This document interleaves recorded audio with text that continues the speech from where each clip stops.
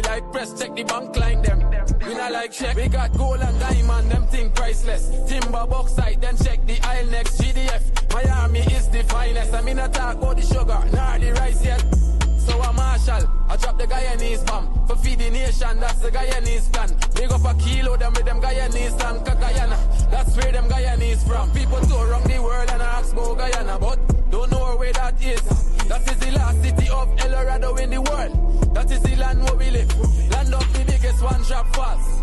Plus we have the longest floating bridge. We from South America, some say the Caribbean, but still at times we give. I came from a land, it have many water, many great sons and many daughter. Is we have the land, what many ask for, we never see Katrina nor those disaster. I feel nice, we come from the golden city, girl born in gold dust, so we sure them pretty. The man full of faith, we not know none must slippy. Guyana we say big up on the city.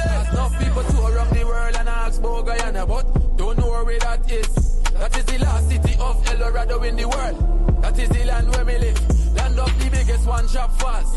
Plus we have the longest floating bridge. We from South America, some say the Caribbean, but still a thanks we a give. Hello, Wagwan. I the nuclear family, hey master, one up fully. A one-time records, a 592, we think that. Hello, Wagwan.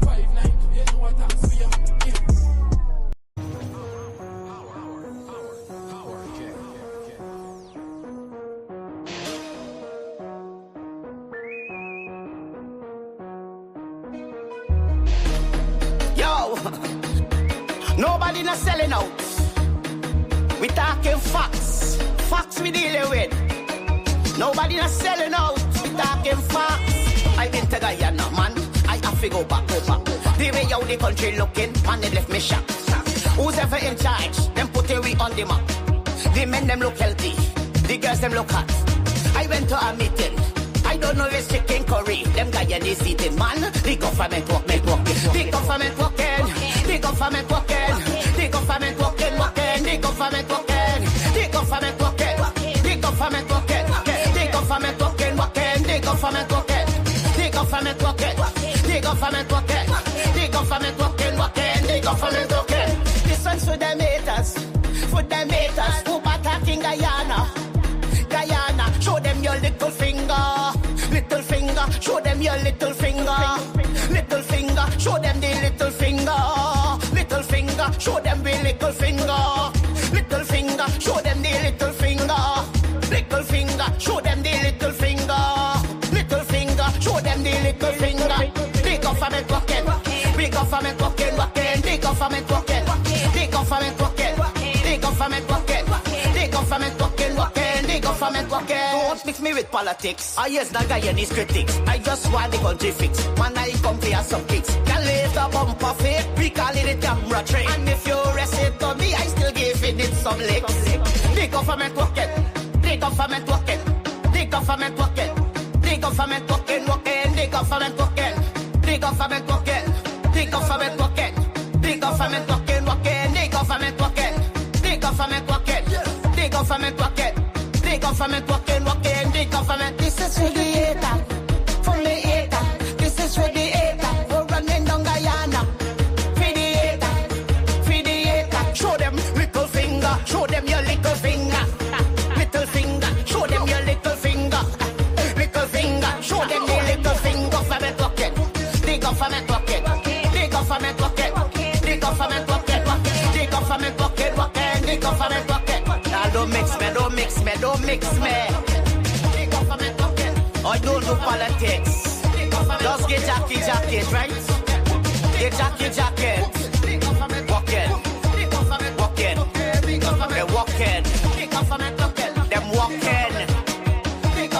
They're walking. Now I said they're walking. I don't mix me. I don't do politics.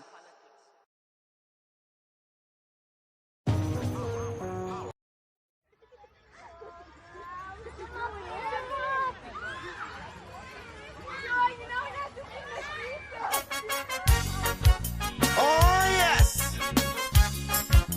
A lot of you gon' vex, but I tell you, sometimes you just got to listen.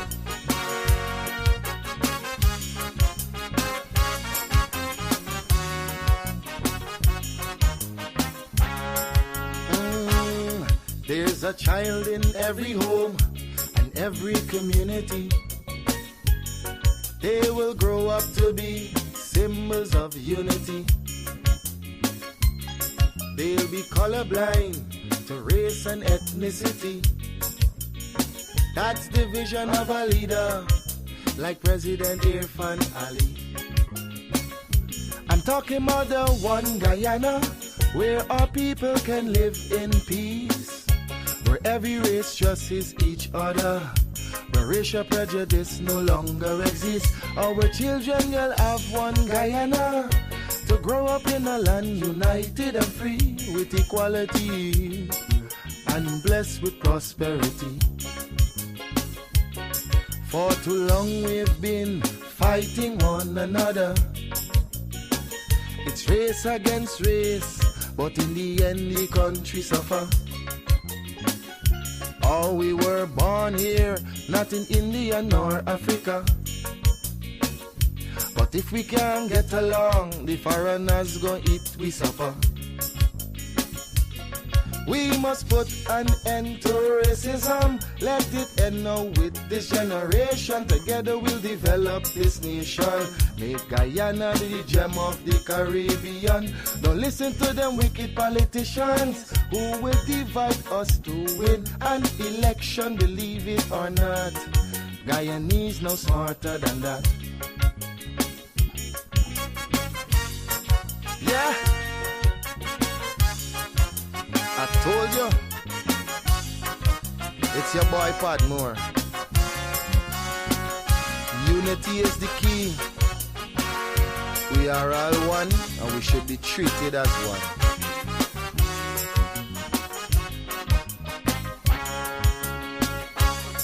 Our ancestors were slaves and laborers, but the life they endured made it better for us. We honor their sacrifice and the freedom they bought for we. But some descendants of slaves use that to fuel the rich. It doesn't matter what's your skin color, when we bleed blood it's red the same. Let's respect and love one another. When a brother cry we must feel the pain. We're Portuguese, African and Indian. We're Chinese mixed up, we're Amerindians. We're all Guyanese. Let's end this segregation. I'm appealing to Guyanese in the diaspora.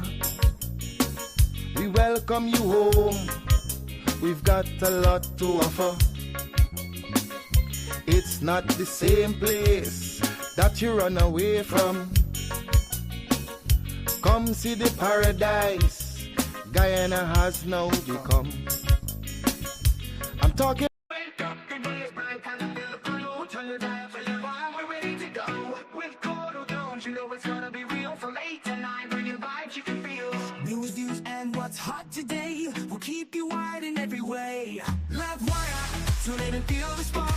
Every morning lighting up your heart. Courdel's here, bringing life to your day. Monday to Friday, we're paving the way. Livewire. Wake up the day, it's bright time to feel the flow. From your dial to Livewire, we're ready to go. With Courdel Jones, you know it's gonna be real. From 8 to 9, from 8 to 9, bringing vibes you can feel. News, views, and what's hot today will keep you wired in every way. We'll keep you wired every way, in every way. Livewire, tune in and feel the spark. Every morning lighting up your heart. Courdel's here, bringing life to your day. Monday to Friday, we're paving the way. Stories that matter, we got the scoop. From the latest headlines to the local truth. It's your community, your voice, your power. Livewire hits you every hour. So grab your coffee, your tea, or toast. With Courdel Jones, we'll give you the most. Livewire, we'll give you the way. Running to the energy, the beat of the street, the show that connects. connects, it's where people meet. We're wired to your world, we got the news. On Livewire, there's nothing to lose. Livewire, turning the guild spot. Every morning, lighting up your heart. Cordel's here, bringing life to your day. Monday to Friday, we're paving the way. Livewire, tune in and feel the spark. Every morning, lighting up your heart. Good morning to you, and welcome to another episode of Livewire. It's the 8th of December, 2025. Happy to be here with you for yet another episode. As advertised, we're going to be speaking with the Minister of Housing, the Honorable Courdel Jones. And guys, this morning, we are going to turn our focus on one of the most transformational sectors in Guyana's development story, housing. Under the leadership of President Dr. Mohamed Irfan Ali, and with the dedicated work of the Ministry of Housing, we have seen unprecedented progress. The clearing of decades-old backlogs, the creation of new housing schemes across the country, and the delivery of real, tangible opportunities for families, young people, and vulnerable citizens. From the coast to the hinterland, the government's commitment has been clear. Every Guyanese deserves a safe, stable place to call home, whether it's ongoing regularization in communities like Cane Grove and or construction of homes for vulnerable families in Sand Creek and other hinterland areas, or even the distribution of house lots and building material vouchers in Letem. This administration is not just promising development, it's delivering, right? Joining me this morning is the man at the center of this national movement, the Honorable Courdel Jones, Minister of Housing. Minister Jones has been leading a team that is not only building houses, but rebuilding lives, strengthening communities, and ensuring that development reaches every corner of Guyana, including the furthest hinterland village. I'd like to take this opportunity to welcome Minister Jones to Livewire this morning. Minister, thank you for being here with us. We do appreciate you taking time out of your busy schedule to be here. And we're going to be talking about these programs that are changing lives, solving long-standing challenges, and shaping the Guyana that we all want to build. Minister, good morning. Welcome to the program. Good morning, Courdel. It's always a pleasure to be joining your program or joining any program that gives an opportunity for the nation to be updated what we're doing in this sector, as well as from a government perspective. Right. Now, Minister, let's jump right into it. Your ministry, I dare say, is one of the busiest ministries I've been around. I always tell persons, especially when they are the dream realized activities, the staff at housing, I think they're superhuman. They go from 8 in the morning. Sometimes some of these events run till 11, 12 at night just to ensure everybody is dealt with. So hats off to you and your ministry, your staff, very dedicated staff. But let's jump into a little, I should say, the regularization process. Your ministry has been doing work to move persons away from squatting and bring them into legality. So Cane Grove is an area that has been waiting for some time to be formally regularized. What made the government accelerate this process, and what does that mean for the families who will finally own secure land? All right. So Courdel, before I answer you, I have to give you a context. Because sometimes when you speak on regularization and you speak about addressing squatters, you also have a segment of the population that says, oh, you're prioritizing someone who may be jumping the queue, etc. Right. So we have a robust program in the entire government housing sector program. What are those initiatives? And just go back very simply to our manifesto. It spells out there, 1, to clear the pending backlog. So that will address all those persons who have applied and we are in arrears. The People's Progressive Party civic government during this tenure, during this period, will clear all the backlogs. So we've set those aside. We've addressed those. Secondly, we also have, with the lands, we have added a massive housing program. So in our previous manifesto, for example, while we spoke about allocating 50,000 house lots, we didn't speak toward how many houses, Right. but we constructed over 4,000 plus houses. We have put a minimum number there. We intend to construct 40,000 houses during this period. Wow. So there are a segment of our population and the higher demand now of persons who are asking of the opportunity to be able to acquire the houses. And there are different reasons. They don't have the time. They want to be able, do not to be able to deal with contractors, etc. So that's another initiative we're working on. Or hopefully we get time to go in to speak on that. So that's two. Right. Three is to eliminate or address all aspect of squatting that exists. So we have, and it's always an ongoing program, we have an active community development department that deals and addresses these issues. So what Right. do we look for when we are looking at an area? One, whether there's a community or a settlement that exists whether we can proceed with regularizing in the realm of where the lands exist, or Right. if we'll have to do a relocation process, like for those who are living on the river dam, etc. We have said no new squatting will be recognized. So we know what we have now. No, and I repeat, no new squatting will be recognized. So we have that database and we're mapping out. In fact, at last cabinet, this was even discussed. So we're mapping out where exactly we have all of these. We know we have these information, but in more detailed way. And in that context, we are addressing in every region aspects of ensuring that where we have unregulated areas or where we have settlements, we can address whether Right. it's a relocation or whether it's a regularization. So in the case of King Grove, now I come to your question. I had to put that into context so we'll understand. Understood. So we're running on different tracks, but all towards one common objective.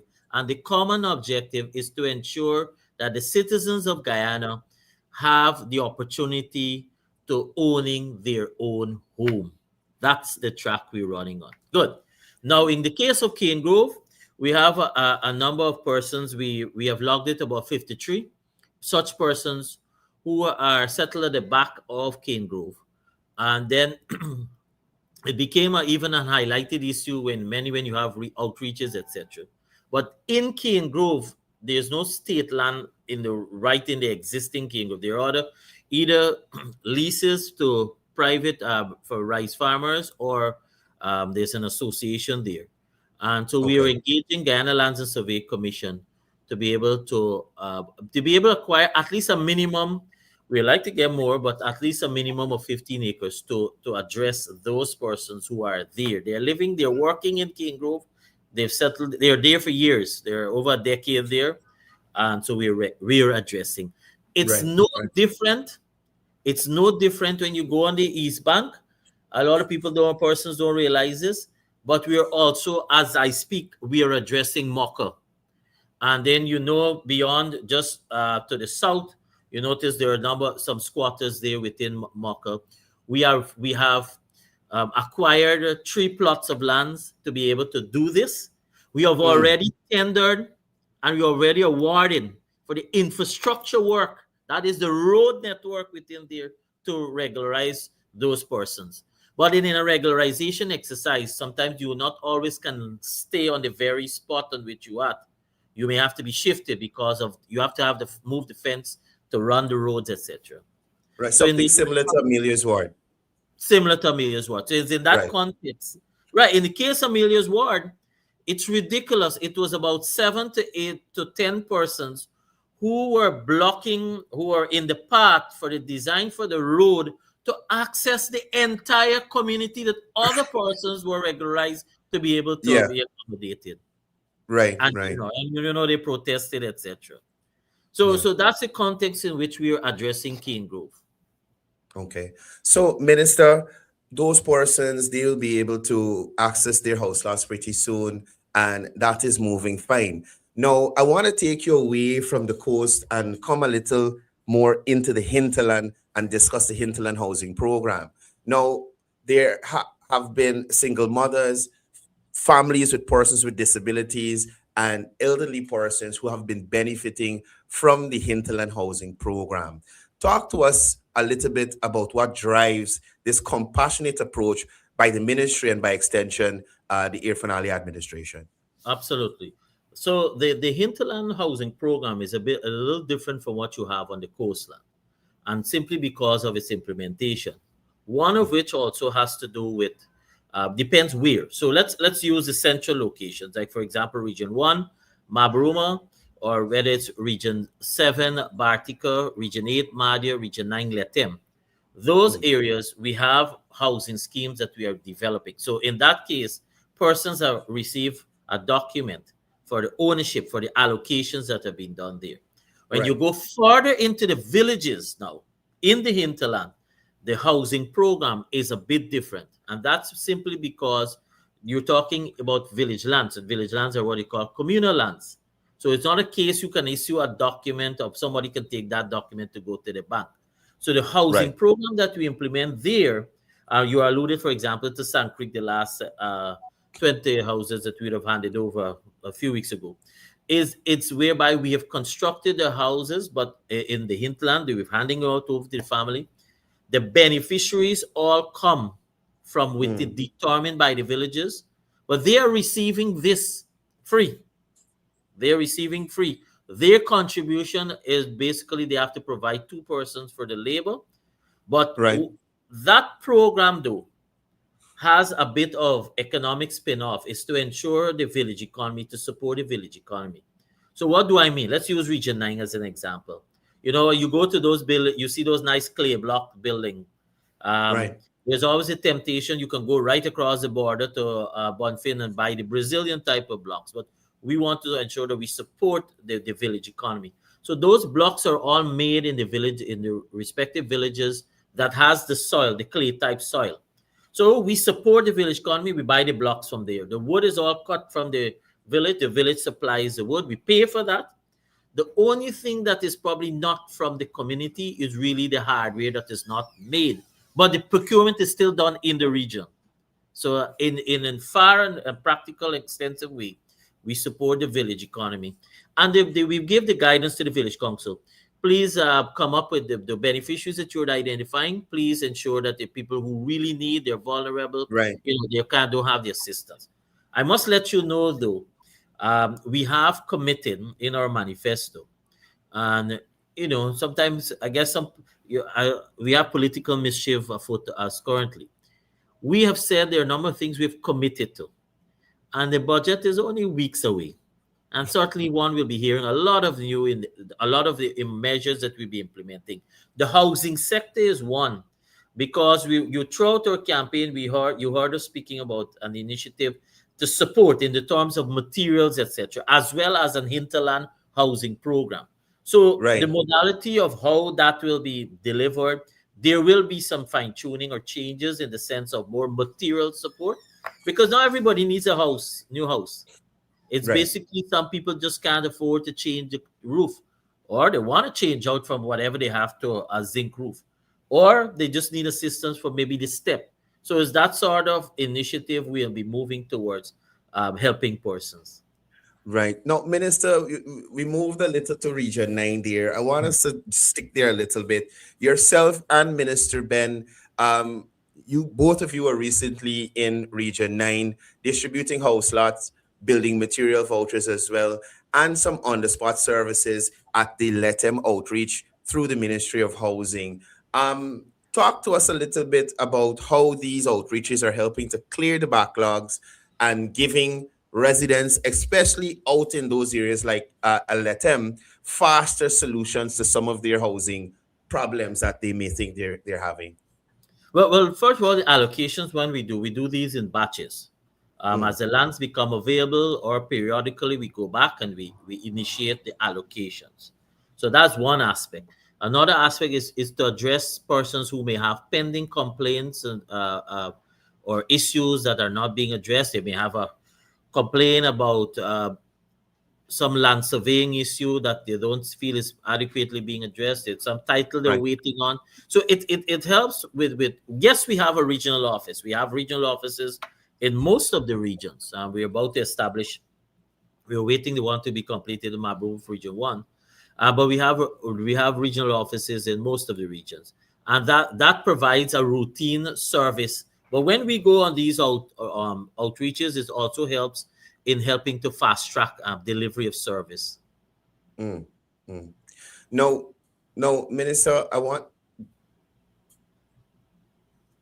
think he stick there. No, I'm here. No, I'm no. here. Okay. Okay. No, Minister, in Region 9, about 50.8 million in steel and cement subsidies so far. How is this helping residents move from allocation to actual homes?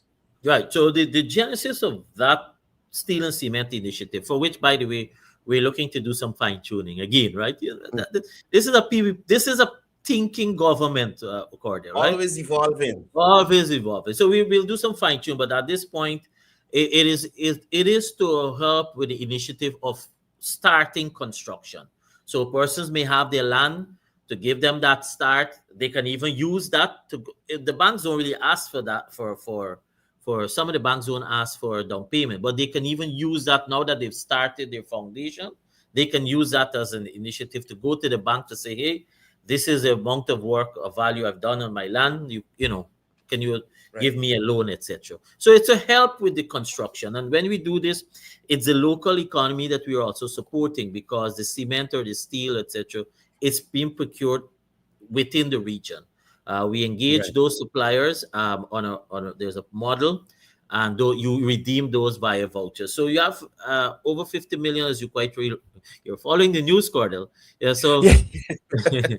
so over 50 million, as you are quite rightly said, has been invested so far on this initiative in Region 9, and that's certainly for small villages like those, for economies within those kind of far-flung regions. It certainly helps, and this is a program that we continue to implement.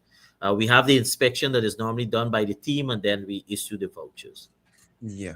No, no, Minister, many Guyanese are of the view that this administration has delivered the most on housing, or has delivered at a major scale.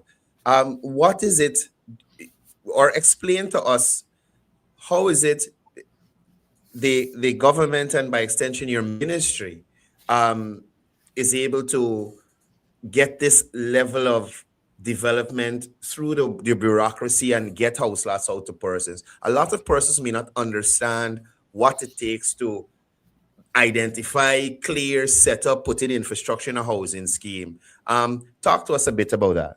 No, absolutely. And I'm happy to do this, because what you see is the glamour sometimes of somebody putting their hand in an envelope and think, oh, that's it.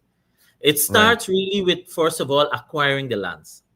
And so, for example, there are a lot of persons who are following up on their allocations now, or pending applications now.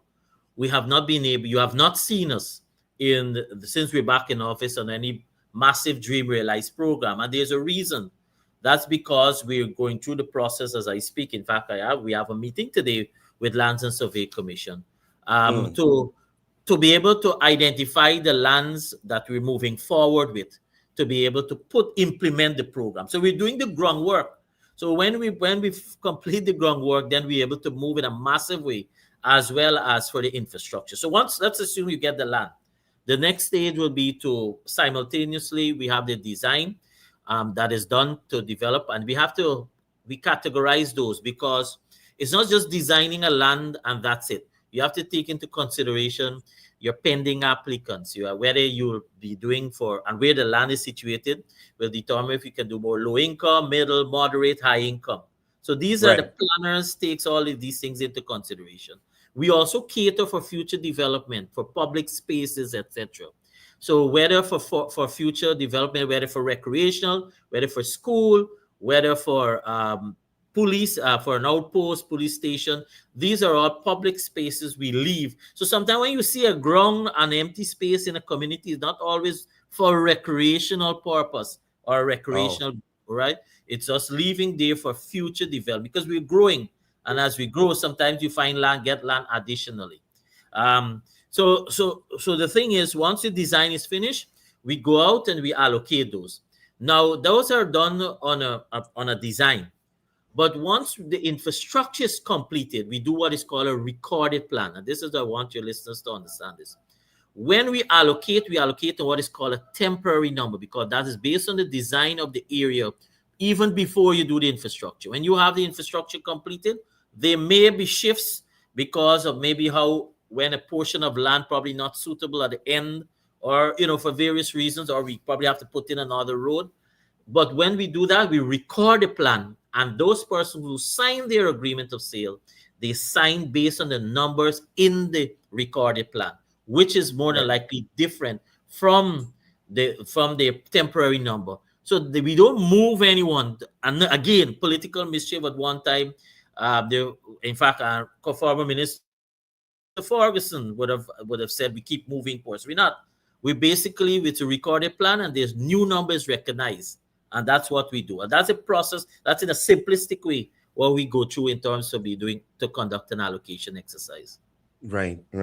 Now, Minister, I'm noticing some persons in the comment section. So I just want to draw this to your attention. Some persons here are complaining about roads and housing schemes.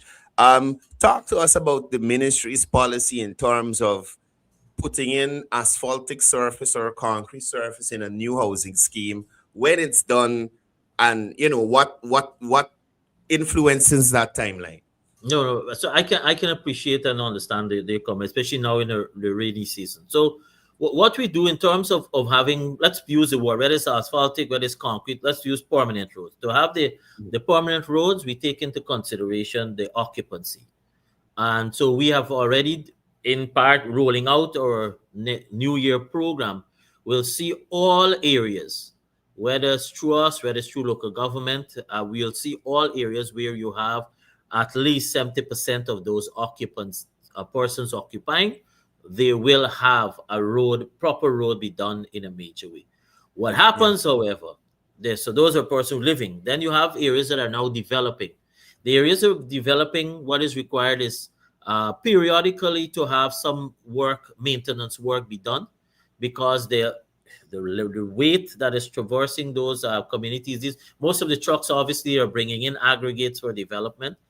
So it's intended to put those roads at what is called crusher-run state. We have received some complaints of some roads in access roads. For example, I think LBI, somebody messaged me. Enterprise, someone message.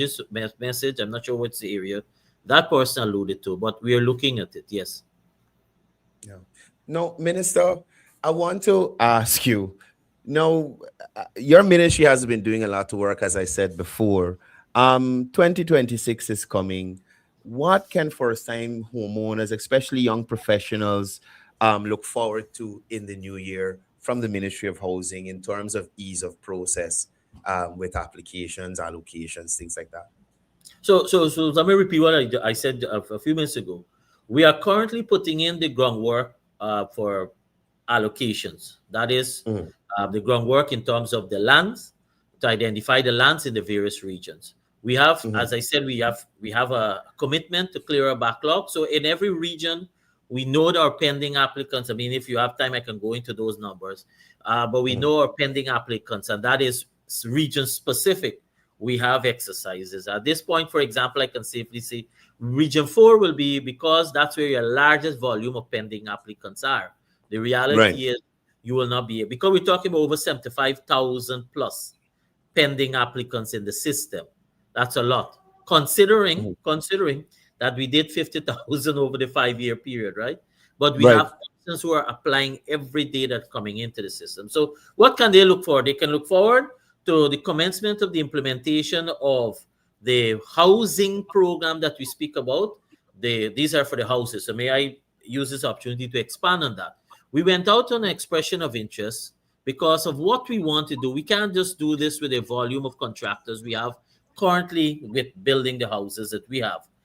We need to have scale. We need to have productivity. So we went out for expression of interest for the construction of modular houses. We set out the parameters of the various houses. That's based on what we normally do for the low income moderate, middle, high, etc. High is young. These are young professionals, and we Right. received over 260 plus Wow. expression of interest from contractors. So that's a lot to go through. So the team is that's what they're at now. They're going through. In fact, they have by now gone through all those expression of interest.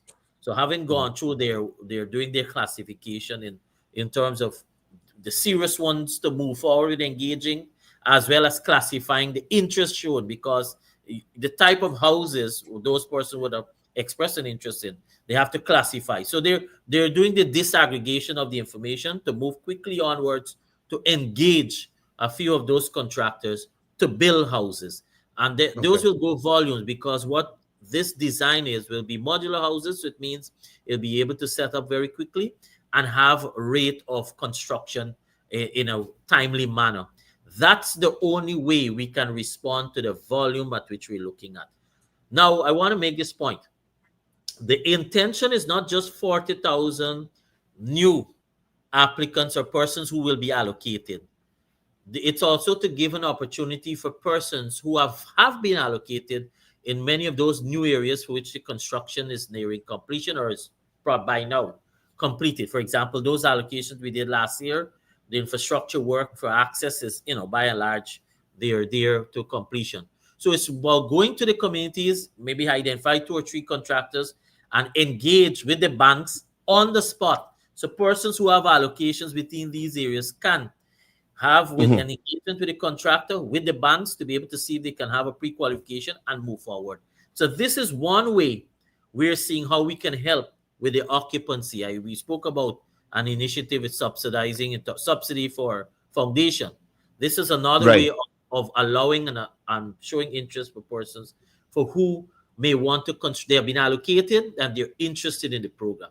Now, the thing is, Cordell, if you have of an initiative whereby one contractor is saying, I'm willing to build houses, but he has one is being on the East Bank, one on the East Coast, one on the West Coast, then that contractor certainly will not have economies of scale, and the cost of building the houses will cost much Right. more, because the logistics of taking the materials or the aggregates to different locations. So that's why Right. we're looking at consolidation in terms of area, identifying the contractors, and you have economies of scale. So that's our intention, to be able to simultaneously commence with the construction of the houses. Secondly, the allocation exercises that I spoke about. And thirdly, the implementation of the material support. I'll say material support at this time. Material support program or initiative that you've heard our president and vice president spoke, extend and our prime minister spoke extensively on in the campaign trail about Mhm. initiative for government support for housing. And this now is geared towards, we spoke about new homeowners. This is also now existing homeowners who may need that sort of support. So those are the Right. three No, major, as well as the regularization, relocation exercises. no, Minister, I want to take you back to my question I asked you a little earlier. It slipped me just now when I Sure. spoke about the roads in the housing schemes. Now, I want to give you an example. A case in point, Prospect Young Professional Scheme. Um, I was in there the other day and I would have seen that the roads are in, speed bumps, they're painted. Everything is perfect in there in terms of road infrastructure. Now, as I came around the first corner, one of the double decker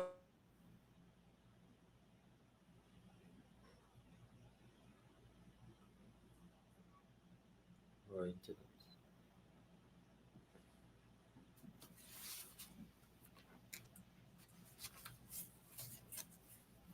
oh, sorry, we're back. I lost you. So as I heard you up to double decker. so the two young professional homes, one of them had like about 2 loads of sand on the parapet coming onto the road. I noticed that the ministry has been taking some enforcement Yes. action. What would you say to persons who are doing this and probably parking vehicles improperly on the side of the roads and destroying them? I want And to speak talk to us a further bit than about that. the enforcement. Sure. No, I'm glad you bring that up. I want to speak further than that. It's it's a major concern, and it's callous, It's a disregard for normal road users, a disregard for your neighbors. In some cases, they dump the sand off on they block the whole road. I mean, if you have materials or aggregates coming in, then you should have your team that is there on the spot. If you don't have the space, that is there on the spot to be able to move them off immediately to take it into the yard or wherever you're taking it. So yes, we have our enforcement department that we've been aggressive in this regard. So that is one thing that we certainly will be ramping up. But I also want to use the opportunity to say this. A lot of complaints that we've received in terms of empty lots and persons not taking care of those lots. This is something we're looking to address now. We're moving forward. And because some persons have their lots, they have not even, well, first of all, they haven't built. And secondly, they haven't even taken care of their lot. So they have overgrown bushes. That poses security, that poses even you have animals, etc. in some cases. And so there's a lot of complaints that are coming in. We have an occupancy department that tracks the occupancy in which department. And we have already, let me say this now, we have started the exercise of engaging persons who were allocated lands and have not completed their process. These are old housing areas, and they have not completed the process or built. So we're doing this in phases. The first, we're targeting persons who have their allocations and they have not completed their process. We'll then move to those. So these are persons who have buildings and they haven't done anything. And then we'll move to those that have their lots, or they may have ownership, but they're not constructing. That's the next phase we'll move towards, because certainly there's an expectation when you're allocated, especially when you sign that agreement of sale, it specifies a timeline by which you should have commenced building. And certainly it's also unfair to others who have not gotten the opportunity and they're awaiting and they have not been allocated. So certainly we need to bring on par some of those issues. And that is part of what we're focusing in our mandate moving forward. I wish I knew I would have set up a camera outside by me here. Literally 2 lots side by side. Both don't have houses, but one person would have cleared and fenced their lot and they keep the grass low, and the next lot is like a jungle. Literal 20-foot trees growing there. But I also want to add this. The local government laws allow, and I guess the flip argument would be those that are not handing over, then they can't do. But those that are under the NDC, it allows them to conduct clearing or maintenance and put that charge towards the taxes. It's there. It's enshrined in municipal and as well for the NDC. Well, Mr. Minister, I have another question from the comment section here. Sarah Mosley is asking, if someone made an application for a land and now would prefer a young professional home, is it possible if they can exchange? Yes, but yes. So if she's already allocated, right, or if already allocated, yes, they can make a change. Application. She doesn't. And if she has an application, yes, because all they'll need to do is indicate their preference for houses, and we're happy with that, because with what we want to do, we want more persons to be able to own their home. But again, we're doing the groundwork now to engage with contractors who will build over these periods. So with 40,000, that will tell you that's a lot of houses, right? And that will indicate to your sincere intention to be able to address home ownership, to allow. So a lot of those persons, like what that indicated, yes, they will be able to. Now, she asked about young professional, though, Courdel. Interestingly, a lot of persons, far more than you can imagine, even outside of persons within the higher income bracket, they have been asking about young professional houses. So this is something we're looking at to respond via the expression of interest. Now, what has been challenging for us with the local contractors is the elevated young professionals, because of the time consumption, the time period in which they take to build those houses. They don't necessarily want to respond to the elevated type. So for me, I'll be looking forward to the modular type elevated young professional houses to be built, because a lot of persons aspire towards those. Yeah. I have a question from Anand Gangadin asking about the ministries, how the ministry is treating remigrant housing applications. Sure. So we have, what we have done in the past, based on the year, we have integrated remigrant into our regular realms of our scheme, and where depending on the category.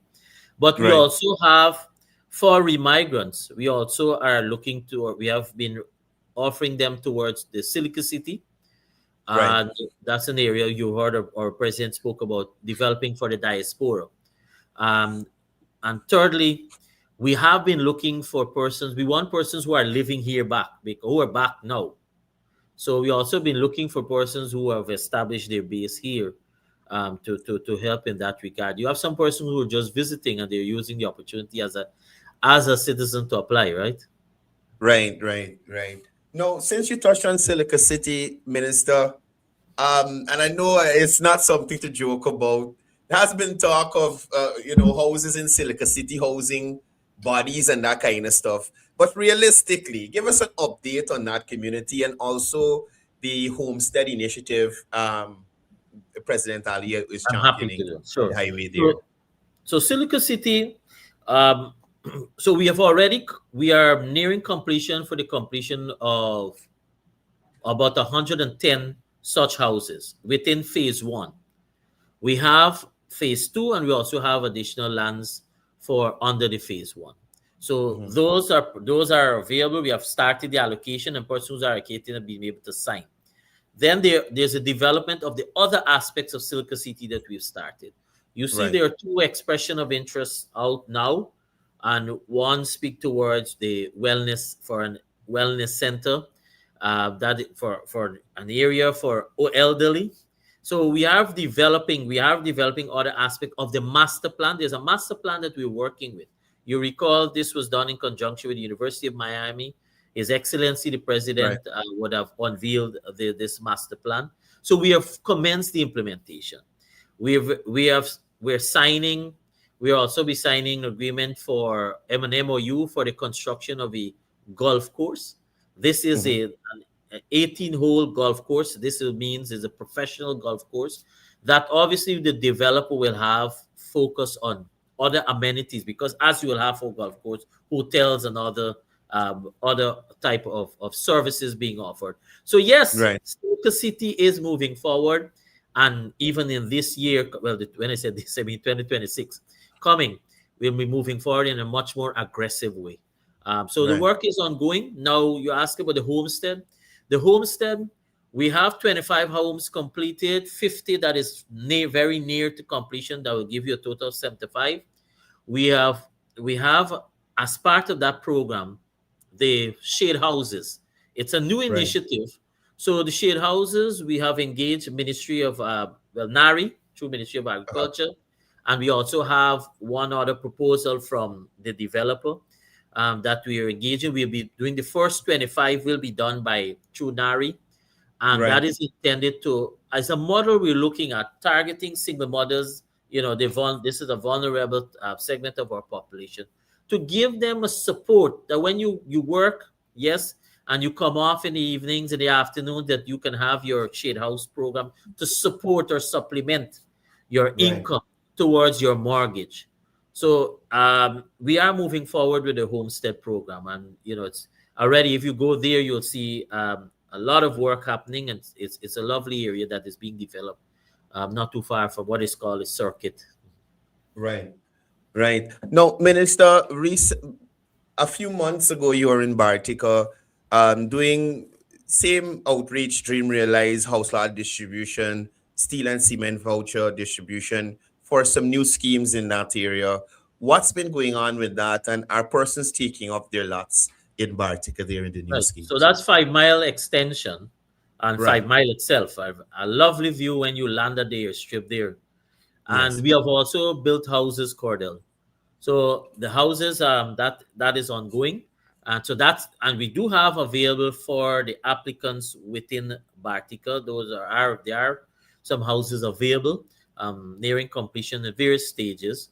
But the land development is ongoing for persons to be able to access their land. Yes, persons have started in the first phase, but in the extension, we have the completion of the land that is ongoing. So that Right. initiative is going well. In fact, I'm due for a visit very soon in terms of Region 7, a follow-up visit at Bartico. Okay.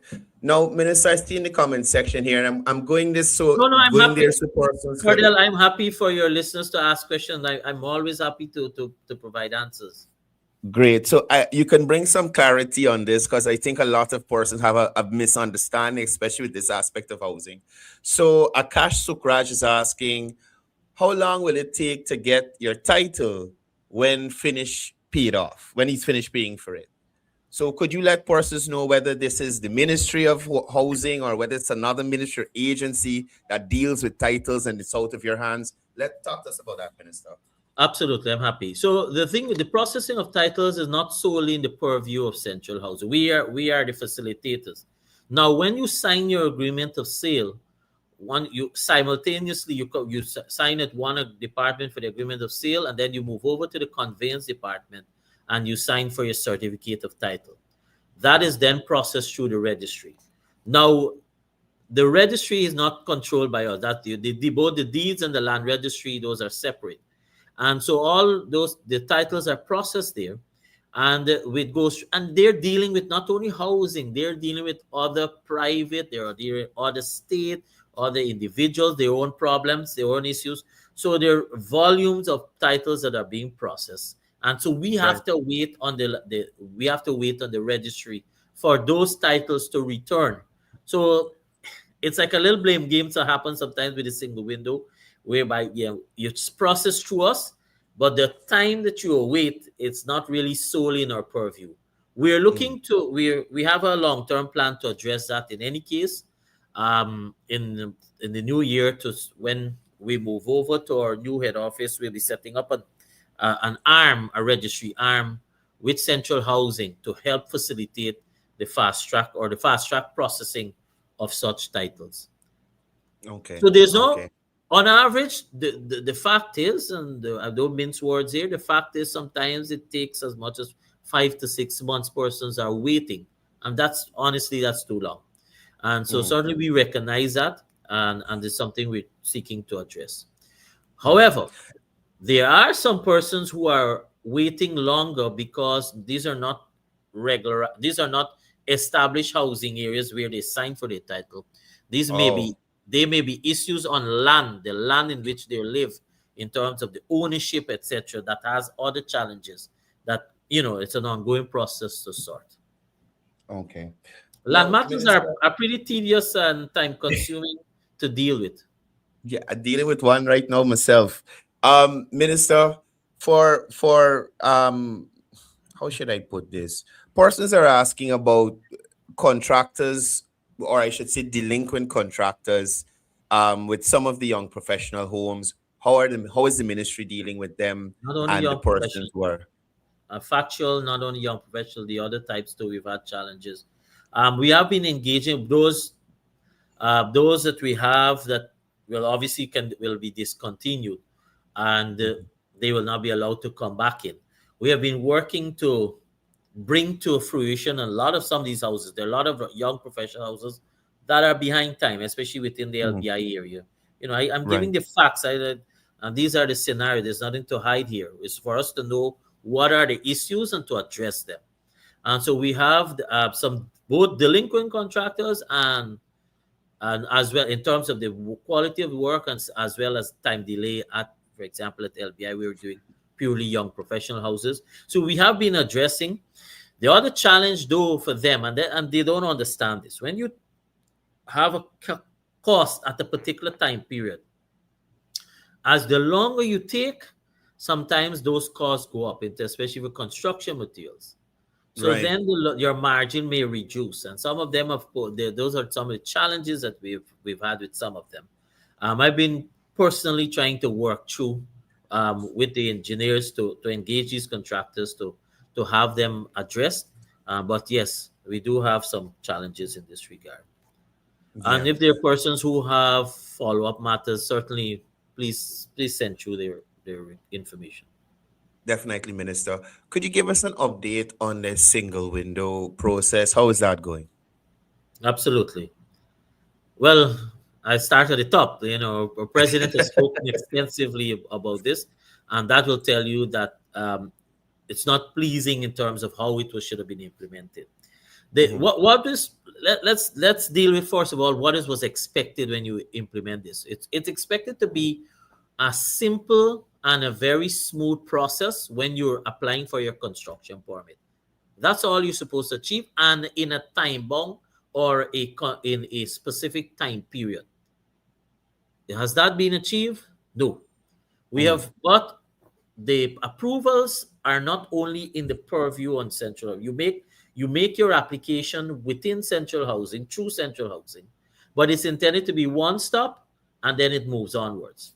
Now I want to break the categories. There are two types generally. What is called a single family. So you're building your regular home and you want your approval. So those are dealt with through the local authorities, and then you have for other type commercial or taller type buildings, that you have to get the other Right. type of approval. Now, what happens? Some when you're applying, vendors in nature may have to go to other agencies, whether it's fire, whether it's health, whether it's EPA, depending on or civil aviation, because if it's for height. So we also have to get the responses from those agencies.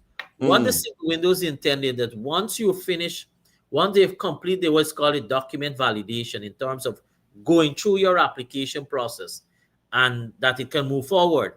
You make your payment. You're making your payment to central housing. You don't have to go pay one fee here, one fee the others at the local authorities, etc. You pay one and we will remit. So once that moves forward, it's intended to be sent to the simultaneously to all those agencies that are relevant to your application. And then Oh, they are supposed to give their response on the portal, and that comes back. Now, what are we hoping to achieve? We're hoping to achieve, and we intend to achieve that it must be no longer than 4 to 5 days for a major type of construction. Not I'm not speaking about the routine type of single family homes, and mm. by and large, that no longer than 2 weeks within any one purview. Because remember, these responses has to the final goes to board. So we still have the Central Housing and Planning Authority board that where the approval passes through. But all the change was intended to ensure that one, that we have timely responses to the agencies that have to give their agencies and local authorities that have to give their responses.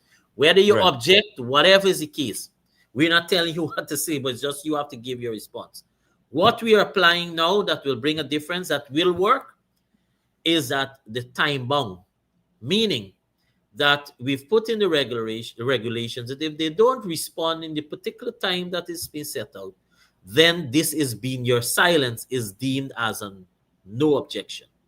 Now, we don't really want that to happen because we wouldn't want an application that is made that gone through per se because it's deemed as no objection when really in fact you may have an objection. So it's the onus, therefore it's on the agencies, all these regulatory agencies that may be involved in for that Mm. particular type of construction to give their feedback and responses so that the system can work. We Right. intend to apply the time bound, and so certainly moving forward, persons can be rest assured that yes, they will have timely response on their application. We have already instructed the staff. Now we're going back because there are some applications pending for months. So the staff has started to call now to engage to see all those pending applicants that are there for different reasons, because sometimes it's also the applicant fault. We may have a response on the dashboard on the platform, and that applicant has not checked. Because why? I may be the applicant. It's my plan that it's my construction. But I ask you, Cordell, to make the application for me. And Mhm. you signed up with your email and you haven't checked. And, so these are some of the Right. challenges. And Right. we are currently doing an updated survey at the NDCs as to their ability to help implement this program. What do I mean? Not to be long-winded, is that we want to make access for persons to upload their application and their plan at a local authority or the Central Housing and Planning Authority regional offices. So you don't have to come Okay. to central location and break down to do this. You can Mhm. stay within your local authority and do your application. And that's what we want to achieve. So we'll be working with the local authorities to make them, with Ministry of Local Government and Regional Development, to make them or to be able to do this. Where you have, for example, the use of the front desk. You know, there's a front desk that has been set up by President Ali that is instructed for all local authorities. So where you can go to the front desk and you can get some assistance. So that's where we Right. at right Right. Now, Minister, when house lots are allocated, there is a process of the ministry surveyors coming to show persons exactly where the lots are. Persons are saying they've been told they're at that stage, but that stage is they haven't received the call. That stage is taking a bit of time. Explain to us how that works. now. Call are Probably called. the amount of surveyors and probably if they're stretched thin, what's going on with that, and probably So why is it taking so long? we call in batches because remember they're showing land. So there's only so much physically they should have. And why do we want to do this? We want to do this so that we don't have any complaint that comes back to say, because it's very easy to go stand up at the corner and say, these are your lots, just look at the plan and you fall into place. We want to show you, Right. so you can't come back and say you've been shown you've gone on the wrong lot. Secondly, we do this, we don't call everyone. Those that are called are those who have paid over 50% and more on their land. And those are the persons we call and engage. So I Right. want to make Right. that very clear. And thirdly, we have a department on the ground floor, the surveys department, that anyone can follow up with in terms of if they feel that they've heard that the area is being shown and they feel that they know that they're in the bracket that I just spoke about and they may not have seen the call. Certainly, just send that on. The survey department will make a schedule and have the land shown. Okay. Now, Minister, I was made aware, I think a week or so or two ago, that there's an online platform where you can go and check the status of your application and those sorts of things. Enlighten us about that. So, because I see a lot of questions here that I feel like that website can answer. Tell us Josh, about that and how it works and the information that's there. in achieving our 50,000 house lots, we had set up that portal. What we did, because for region 4, for example, the amount of pending applicants, we had to set a criteria because we wanted to clear the old applicants. So that portal is set up for 2019 applicants and prior. So if you were after 2019 and you go there, you would not have gone further. But if you were 2019 and before, sorry, if you're after 2019, you would not have been able to go further. If you were 2019 and prior, you would have been able to enter your name there, and we were able to go to the database to pull, because that means these are active applicants. A person may be in the database, let's put it this way, and we're seeking to allocate. We call persons, we don't get through. Not all of them are wrong, etc. Sometimes they don't update their phone numbers. What this allowed us to do is to pull from there. We know these are persons who are active, they're following up, etc. That portal will change, however, because we have to, as I said, we're going through the next phase of putting out our criteria in terms of maximizing their allocations. And so certainly we had even moved beyond for the other regions before the elections. We had moved beyond for the other regions to be able to allocate 2024 and prior. That's how far we had reached. So there will be some modification on that portal that we intend to address, because obviously we won't be able to stick on that model. So Right. Now, finally, Minister, before I let you go, your ministry, again, as I said, very pivotal. You have a more dedicated focus with the removal of the and water aspect. Do you believe this will allow for even greater delivery now that the focus is only on housing? the water portfolio has been removed, but the housing has increased. The mandate of housing has increased, and as I said to you, the new initiative that will come into being with in terms of the material support, and as well as our intention to build houses. Building houses takes up a lot of time with monitoring. And so certainly it has never waned. Being having water has not ever taken away the intention to be able to focus on housing. I mean, we have a wonderful team, and so that's why I don't take credit for what we achieve. It's a team effort. As you quite rightly identified when we started this program, they work beyond the call of duty, and I know sometimes there's a bit of impatience. And we were also Mhm. working. I also want to make, if I get the time to say this, we're Go also ahead. working to reduce, in keeping with government's program for service delivery. So you'll notice the Press Excellency would have spoken about e-governance as well as the service delivery. So the departments wise, we're also looking to introduce measures that allow you. So for example, let me give you one example. So somebody asked about the title.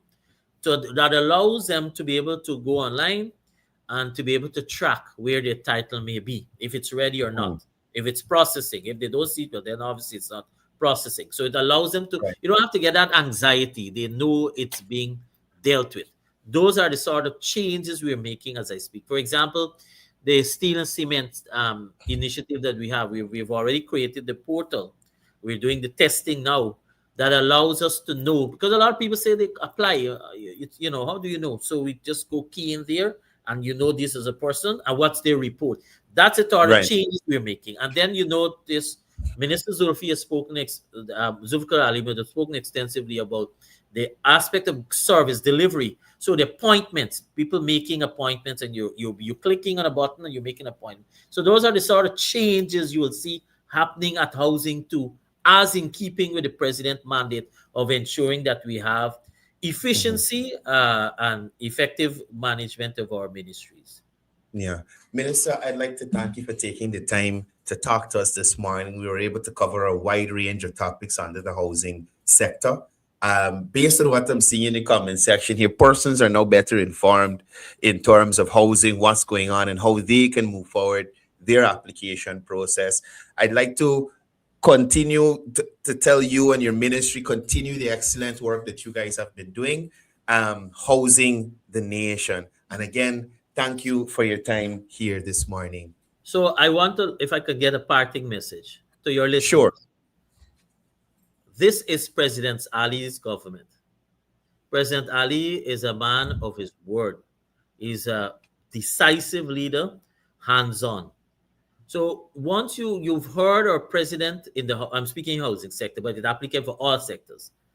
Once you've heard the commitment of the People's Progressive Party civic government, led by our president, you can be rest assured we will deliver on even beyond all of those commitments. So just go back to all of those persons who may have anxiety in terms of, they're not hearing anything about their applications. Just go back to our manifesto of what we've committed, and that's what we're working to address. Yes. Okay.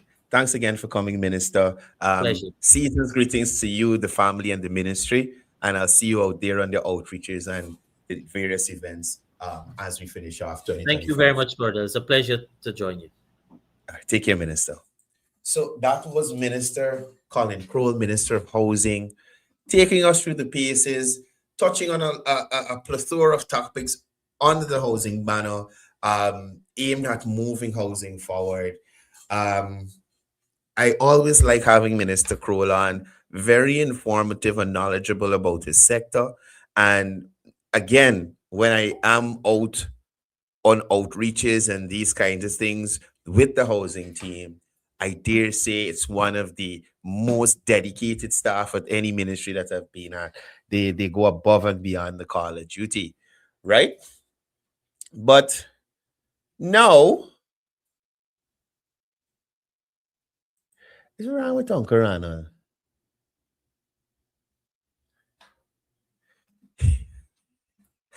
Anyway, yeah. No, guys, we finished. We finished with the official segment. We gotta go into some of the stuff from yesterday, right? I was glad that the minister was here to talk to us about housing, but we got to talk about some Guyanese things. Some Guyanese things, you know.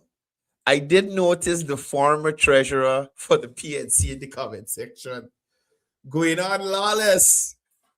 But guess what?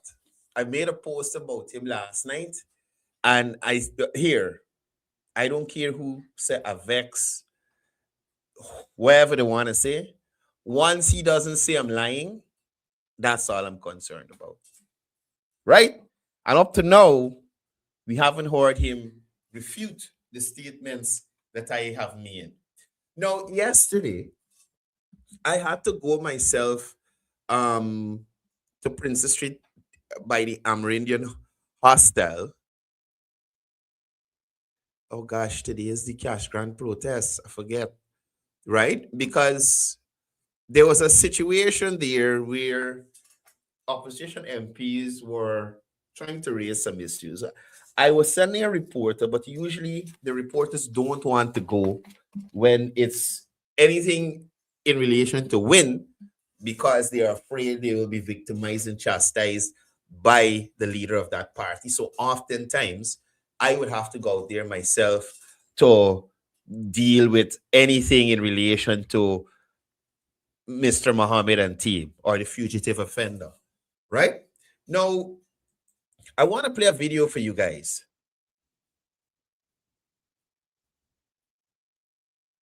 Okay. Right? So I wanted to play a video for you guys to show you how dishonest and manipulative right.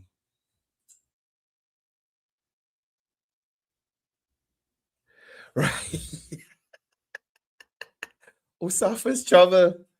Oh gosh. Anyway, so let's get into it. I want to deal with this section here with Minister Sarah Brown and how manipulative and dishonest operatives from WIN can be. Right? Now, I want you to listen in here. And that's it. Parliament should resign for a brand new facility. And I hope when we head to Parliament, that you're going to support us. But right now, the direct influence. Who will be the contractor? No. Husband? I can't say. So first of all, listen to this guy. Who gonna be the contractor? Your husband? That is how a supposed leader of the opposition wants to engage a minister of government in relation to this banner's a comic by I can block you, Uncle Ronald. Use a comic. Anyway, in relation to any issue at the hostel there. So the minister's informing the member of parliament that, hey, there may be some issues, but we're building a new facility. We're working on it. It's work in progress. This government thing and progress and development is not something that's just and it's happened. It takes some time. You understand me? So the fugitive offender would have asked the minister if her husband is going to get the contract. Listen, right? Listen. It will be the contract. That is my husband needs to get work. I don't see why he can't. So why you got to get husband work? So if you listen to what was said, listen again. Say who will be the contract. That is my husband needs to get contractor. No. Husband? I can't say who will be the contract. That is my husband. I cannot say who's the contractor if my husband needs to get work. I don't see why he can't. If my husband needs to get work, you got to get husband work. She doesn't see any reason why you shouldn't get it like any other guy needs. Those were the minister's words. Y'all listen again. Listen again. And remember, we're listening to a video. I didn't arrive there as yet. The persons are there. That's the PS standing behind her. Odessa on her right, as a deed in front of her. The minister, right? Listen. For a brand new facility, and I hope when we head to Parliament, that you're going to support us. But right now, the direct influence. Who will be the contractor? No. Husband? I can't say who will be the contractor. That is my husband needs to get work. I don't see why he can't. So why you got to get husband? Never said anything about her giving him work, you know. The minister never said anything. The minister's not like Valerie Patterson. The minister's not like Valerie Patterson. The minister said nothing about giving her husband work. She said why her husband can't get work like any other Guyanese. Let me hear what she said again. One more time before we continue. Listen to what the minister said. I should resign for a brand new facility, and I hope when we head to Parliament that you're going to support us. But right now, the tariff influence. Who will be the contractor? No. Husband? I can't say who will be the contractor. If my husband needs to get work, I don't see. If my husband needs to get work, she don't see what's the problem. He's a Guyanese, right?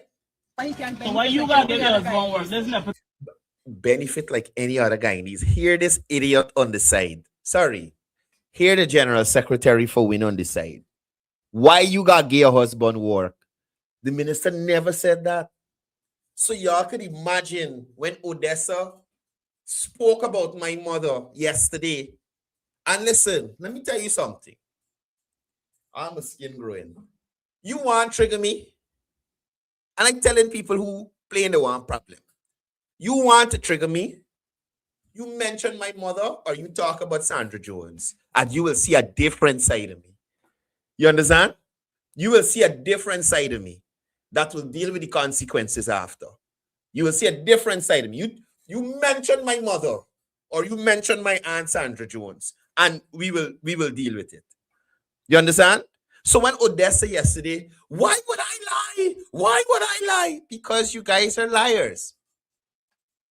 Because you guys are liars. That is what you do. You understand? That is what you do. So imagine on your own life, you lying on the minister. You lying on the minister. We didn't hear nothing about this telepolitician, the fugitive offender, and the comedian. When Valerie Patterson was giving her husband work to build house, while she was the minister of housing. They had no issue with her. They had no interest in politics. You understand me? But no allegations against this minister of Amerindian Affairs. No allegations of corruption against her husband or nepotism or whatever you want to call it. But they're trying to manufacture something. And indeed, today's court.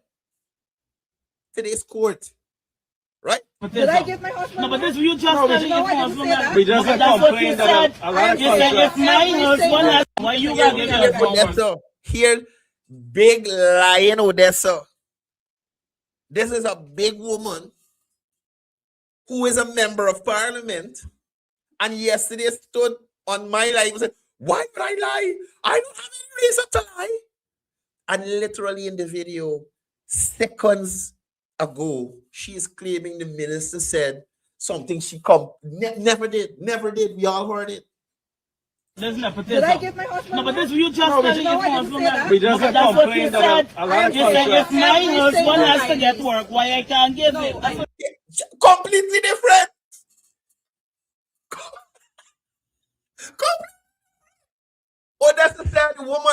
Odessa said, the minister said, if my husband has to get work, why can't I give him? And the minister said, if my husband got to get work, why he can't get work like any other Guyanese? She wasn't speaking about the contract specifically. You understand me? Odessa manufactures her own thing. Odessa manufacture her own thing. We just heard what the minister said. Listen one more time. And that solution is I should resign for a brand new facility. And I hope when we head to Parliament. Here, disrespectful as Adid Mohammed. And they just talk about who's a nuisance and who this and who that. When they walking around with the biggest nuisance. But right now, the tariff influence. Who will be the contractor? No. Husband? I can't say who will be the contractor. If my husband needs to get work, I don't see why he can't. So why you got to get your husband? If my husband needs to get work, I don't see why he can't benefit like any other Guyanese. So if her husband is a contractor, why he can't get contracts? You, as Radid Mohammed, brought in her husband into the conversation as, oh, you can get a contract. But she is speaking in relation to her husband's interest as a Guyanese. Why he can't get work? Maybe he'll get no work. But completely different from what Odessa is claiming the minister said. Odessa standing less than 2 feet away from the minister. People aren't shouting as they were before. So how is she able to run away with what she just said? Where you get it from? Did I give my husband? No, but this work? you just No, telling no, I your didn't husband say that. that. We just That's what complained you that said. a lot of You said if my every husband single has to time. get work, why I can't give No, it? If my husband has to get work, why I can't give him? She never said that. Never said that. And that's to show you the level of the barefacedness with some politicians. You could have the evidence in front of your face and they will literally lie to you whilst watching you in your face. They don't care. They don't care. So what they thought is maybe minister is not as seasoned as some of the older ministers. So we're going to go in now, we're going to bum rush it and get you scared and got to talking madness. But that didn't work. That didn't work. The minister showed how unprofessional, how uninformed the members of WIN and their members of parliament are. You understand? What you said? I'm not attend the board, ma'am. Yeah, but you said if your I husband never has to said get that. work, why you That's can't what I give him? said. You hear Odessa? That is a blatant lie with evidence to back it up because we got a video. A blatant lie. So if Odessa is willing to lie on somebody in front of the face in relation to something that says seconds ago, what she won't lie about? I said, listen, I said, what I said is that every single guy needs to this country, every guy needs to this country should. No, but listen. That is what you Right. No. So you hear what the minister said there, clarifying what she was saying is every Guyanese, including her husband, she didn't say that what I'm saying, including her husband, every Guyanese should be, why Boots watching this camera? So why Boots is focusing on we watching? Should be given the opportunity to earn. And what persons must understand is that the minister's husband was a contractor long before the minister turned minister. You understand? So this is not, the minister sworn in and all of a sudden her husband turned a contractor. The man doing this thing for years now. For years now. Nobody why the people keep giving me a chance? Now look how, imagine, they tell me I'm a woman abuser. Look how Azadeen Mohammed run in the minister face. And I'm saying right now, the minister needs security. You hear me? This young minister should have some security. Look how Azadeen running this lady up in the lady face like he going to knock her. But what I'll say is, I love how the minister stood her ground. She didn't back down. She did not back down.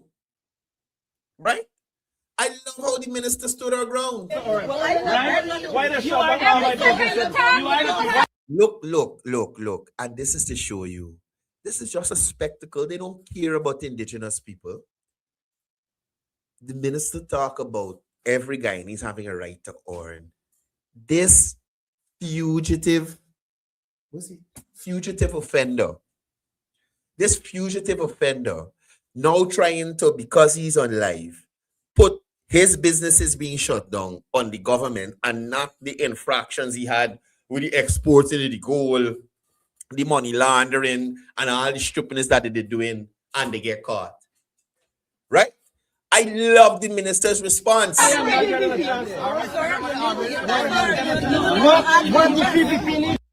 hear what the minister says, sir? You need to go and ask the US. Listen, and look, you see this guy here? He's the guy, and we're gonna go to my lives. He's the guy who come to me and tell me he being by GPHC, right? And he run into an Amerindian lady randomly. He is not. We're gonna come to that. Don't let me confuse the thing. We're dealing with Minister Sarah right now, right? So he is up in the minister's face talking about, oh, the PPP make I can't earn. You didn't earn enough smuggling the gold. You'll earn enough that you could have paid 600 some thousand US to the Lamborghini and then try to ship it in here at a lower price. What more earning you want earn, brother? Left little for somebody else now. And let us be clear, fugitive offender. Your problems are based on your actions. The government of Guyana conducts business with the US. So they can't issue a gold license to you to continue to extract our natural resources to go and smuggle it. The fact that your security service get closed down is to ensure that guns ain't shooting across the Demerara River and stray bullets hitting people on the next side of the bank. You understand? Yesterday you're talking about after. Show us something before. Show us some photos or something before Paper Shorts died, where you are this big philanthropist. You go into communities and you're giving way and you're doing this with the Spanish them and everything. Show us before Paper Shorts died. And the freaky thing about this all is that it's like the average Guyanese, oh geez, it's not rocket science. You're putting 2 and 2 together. Fine. You say Courdel is a liar. But listen to what I say. See if it makes sense. Before Paper Shorts, where was the philanthropy? Before the sanctions, where was the need to be in politics, to be the real president, to guide us president? Where was that? Where was that gusto? Where was the tenacity to lead this nation before you were sanctioned?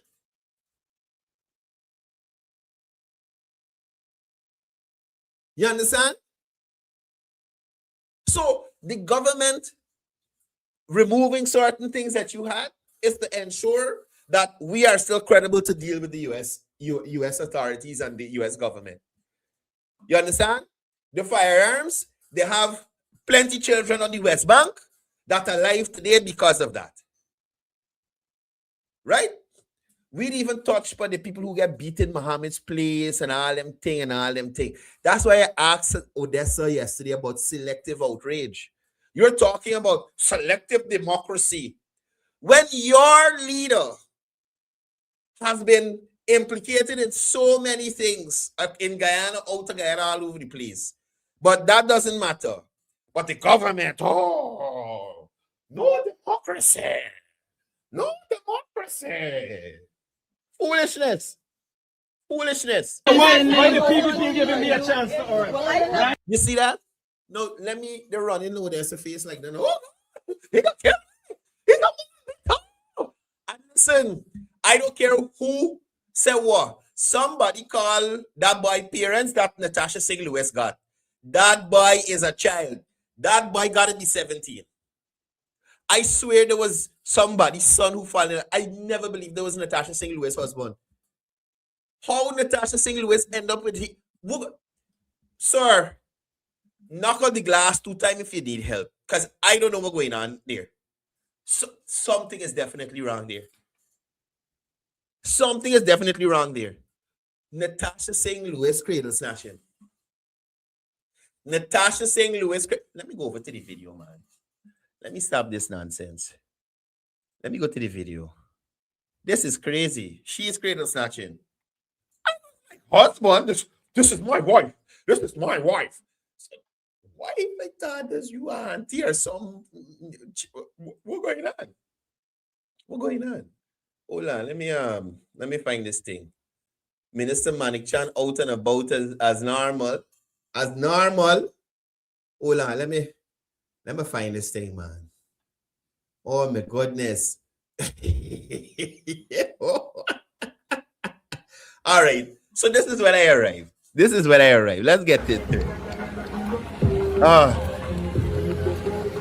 Put a little pressure. They got barbecue, y'all. Check it out. I'm gonna post something later. Let me skip forward and see what's going on here. So you could done here Odessa Mount from till up the road. Going on lawless in front of the place. Balling down and going on crazy. So I'm not really aware of what's going on. But I'm Right? here. So this is when I arrived. The minister was outside trying to talk to journalists about what's going on. The rain came down, start wetting everybody. You understand? But I was looking over in the corner and I saw the leader, the fugitive offender. So since I saw him there and it was his people out there protesting, I said, let me go over and talk to them and see what's going on. This lady here is a welfare, I think a welfare officer or something. Odessa abusing and accosting this lady like she heading good. Innocent people minding the business, doing the work on a Sunday. Right? Odessa out here hollering and going on. And look, the fugitive offender in the back there. Let me see, make sure this thing on the screen. Right. Hold on, let me make it bigger. Sorry. Let me make it bigger for you guys. Right. Right? So Odessa hollering over this poor lady here. She know what's going on. She just at work. You understand? The minister feverishly trying to talk to the media. Odessa like a big bull over the lady's shoulder hollering bullhorn. Right? And look, the fugitive offender in the back. While everybody out and about. Azadine in the back laughing, watching the lives, watching the comments. And look how I got him. Right? This lady here, leaning on the fence, this is the lady that Azadine Mohammed and Odessa Primus identified for me to talk to. And we'll go through it and see how this whole situation went so. But I saw in your credentials. Like I said, the process. We have to continue maintaining what we have here. Replacing. Ghetto lewd behavior. And as Minister Sarah Brown said, people who are trying to affect change, this is not the way you go about it. You understand? And also, what's important to note is that this hostel was built by our government. We had no ministry at one point in time. So this is when I arrived first. The minister was talking with members of the media, and I was looking around. So if you look just over the lady there, that's when I see us watching the live. So I go over to us. Mohammed, what are you doing out here today? I don't have no time to talk to you, sir. Nobody. So he doesn't have time to talk to me. He doesn't have time to talk to me. I have a platform, right? To highlight issues that you're claiming to have or your followers are claiming to have. You understand? But you don't have time to raise the issues of your followers, right? I'm just asking you as a journalist. I have my credentials here with me. I don't want to Sir, but people associate And Travis my Chase. point was, I misspoke in the live. Travis Chase is deemed as Mohammed media, but if Travis Chase poses a question to the president or the vice president or a minister of government, they answer him. You understand? There are other media houses like Stabrook News where persons would say they seem to be aligned with Mohammed's and pushing on Mohammed's agenda based on the stories that they push and the misinformation that they peddle in some cases.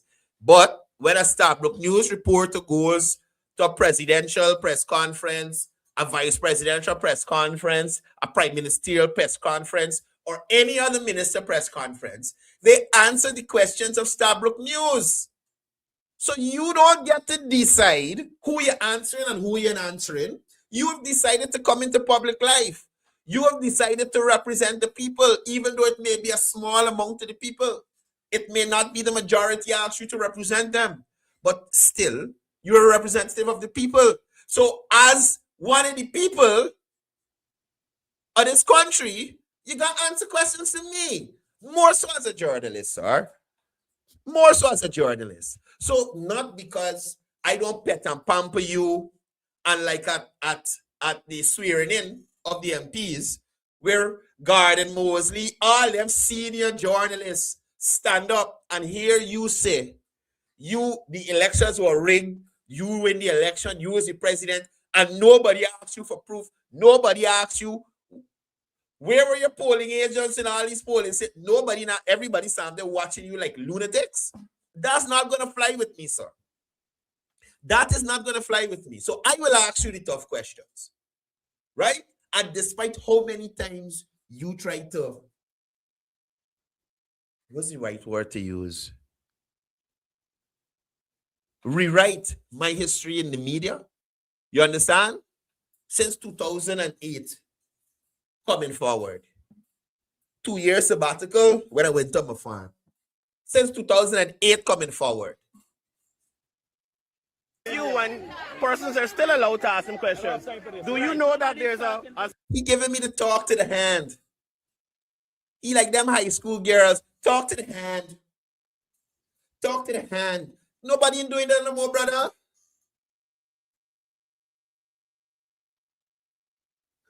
Nobody know that talk to the hand. Oh, talk to the hand. I don't have time with you. I don't want to talk to you. Talk to the hand, Courdel. Talk to the hand. Talk to the hand. And this girl, Lashley, telling me, I trying to make me out to be a girl, and this one here with the broken wrist. And Mohammed, treasurer. All them come for me with this high school girl. Oh, talk to the hand, okay? You talk to the hand. Nonsense.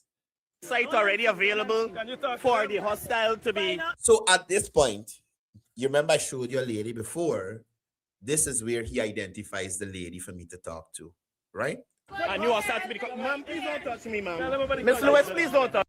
No, this woman, if you notice all the time here, I am talking to Azradin.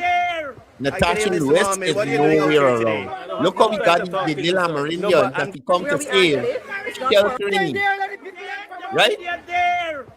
Right? Look how we got, look. You clear these people under so much pressure. Oh, everything going wrong for them. Females. What this same lady here is who he identified to talk me to talk to. She has one of the hospital plastic bands on her hand. Oh, Jesus Christ, hold your umbrella over Sheena. Fugitive offender. Hold your umbrella over Sheena, man. That's how entitled these people are and above the rest.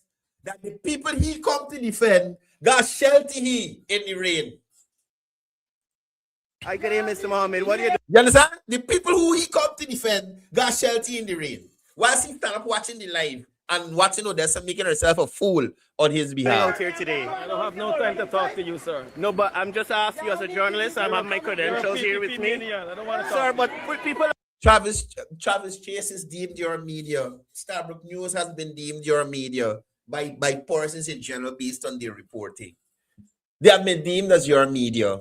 What? Associate Travis Chase with you and persons are still allowed to ask him questions. Do you know that there's a site... Talk to the hand, Courdel. Talk to the hand. And this one, the busy... already available for the hostile to be, and you are start to be, ma'am, please don't touch me, ma'am. Miss Lewis, please don't touch me. So this is where Natasha Lewis injects herself into the situation. This cradle snatcher. You give that little boy back to his parents, Natasha Lewis. Give that little boy back to his parents. Where you get him from? Jesus Christ, I want to know. You understand? I want to know who this little boy talking about. He's Natasha's husband. Jesus Christ. Listen. Natasha, give that boy back to his family. Give that little child back to his family. Where get a boy? What you give that child? So Natasha St. Louis come and inject herself between me and Mr. Fugitive Offender. Look at this image on your screen. We're a grown-ass man. A grown-ass man got to get a woman, a motherfucker, elderly woman, to come and save him.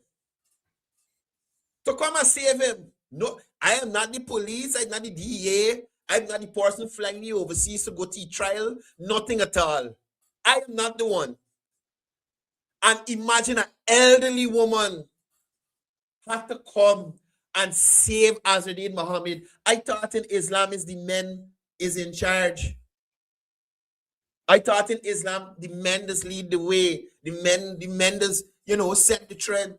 The men are the protectors, the providers. This here, Azadin standing up behind Natasha St. Louis, who is also telling me, talk to the hand. Talk to the hand. You understand me? This is full Mitch behavior. You understand?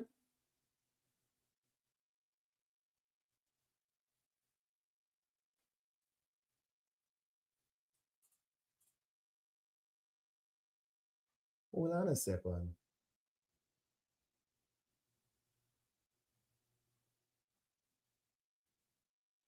Let me see who's this Courdel Jones. Hold on. Let me see if it's... let me see. Just let me see. Because if this is me, uncle, you in for it this morning. Just let me see who you are, sir. Hold on a second. You hold on a second. Let me see if is you. No. This is somebody I don't know. Okay, cool. Andrew, it's cool for you to have your opinion on the matter. I thought it was my uncle, Courdel Jones. I got to put you to your place this morning. You understand? Because people like you is the reason we under all of this corruption. But anyway, let me continue. It's not me, Courdel Jones. It's a different Courdel Jones. But look at this Mitch. Look at this Mitch. Stand up behind a woman. Stand up behind a woman. Big rich Azadin Muhammad. I am Azadin Muhammad, leader of the opposition. Yeah. Natasha St. Louis, come save me. Come save me. Look at you. No, this elderly woman here who come to save Azadin Muhammad is the cradle snatcher that I'm talking about. Let me look at it. I'm just asking questions, but please do not touch me. Look at this guy. This is the... This is the Natasha St. Louis husband. Give this child back to his family. Give this little boy back to his family. Natasha, where you collect it from? Where you get to? Which nursery school you collect it from? Natasha? I'm just asking questions, but please do not touch. Which nursery school you collect it from?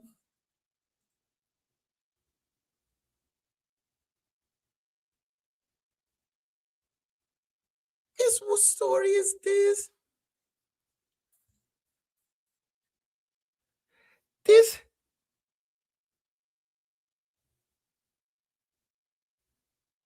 Andrew, I really don't care what's your opinion. You're a DJ. So here, I don't expect you to understand politics or anything that's going on here. Mix your music in peace, brother.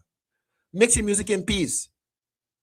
If you can't understand what's going on here, there's a reason why you're doing what you're doing, and there's a reason I am doing this, what I'm doing, and it's not the roles are not reversed. Because you could understand the nuances to break it down for people to take it in. Right? You spin the tracks. Spin the tracks. Focus on the. Spin the tracks, my brother. Give this boy family him back. Return this young man to his family, Natasha St. Louis. I am asking the Guyana police force to investigate whether this child is of age or not. How in heaven's and he played a bad boy. He played a bad boy. So let me continue. Please don't touch me. Mr. Mohammed, good day. So I am trying to tell the young man, don't let this old tiger put you in a problem. Don't touch me. Don't let this old tiger put you in a problem. Relax yourself. You understand me? All the time I see this guy at Muhammad trials and stuff, I think it's Odessa nephew or one of your little cousin or something. You understand? Right? Not knowing is a clear case of cradle snatching. Clear case. Look, this is my wife. Look at this boy. He had to say he wife but 3 times can nobody believe me. She came to in front of me. And this is ignorance with them. Imagine your wife putting herself in harm's way. I didn't approach your wife. Your wife jumped in front of me, playing she's Lord, protector for the fugitive offender, and you running in to get yourself in a problem. Brother, I am saying to you here, as I said to you on the road, all I'm saying, don't touch. Wherever you see me, you stand at a distance and talk. Don't touch me. Do not touch me. I ain't touch your wife. And how could you run in front of somebody and tell them that they assault you? No, she came and stood in front of me. Look at this child face. He looked like he just do cape, done right cape. Yeah, sixth farm. How this got to be illegal? The guy at the police force, please investigate what's going on here. This man looked like he just right cape. Natasha St. Louis being wrong since the second part. Listen, nobody don't call me on private numbers, right? I'm not gonna answer them. Please don't call me on no private number. If you want me to know who calling, don't call, please. Please and thank you. If you don't want me to know who calling, don't call.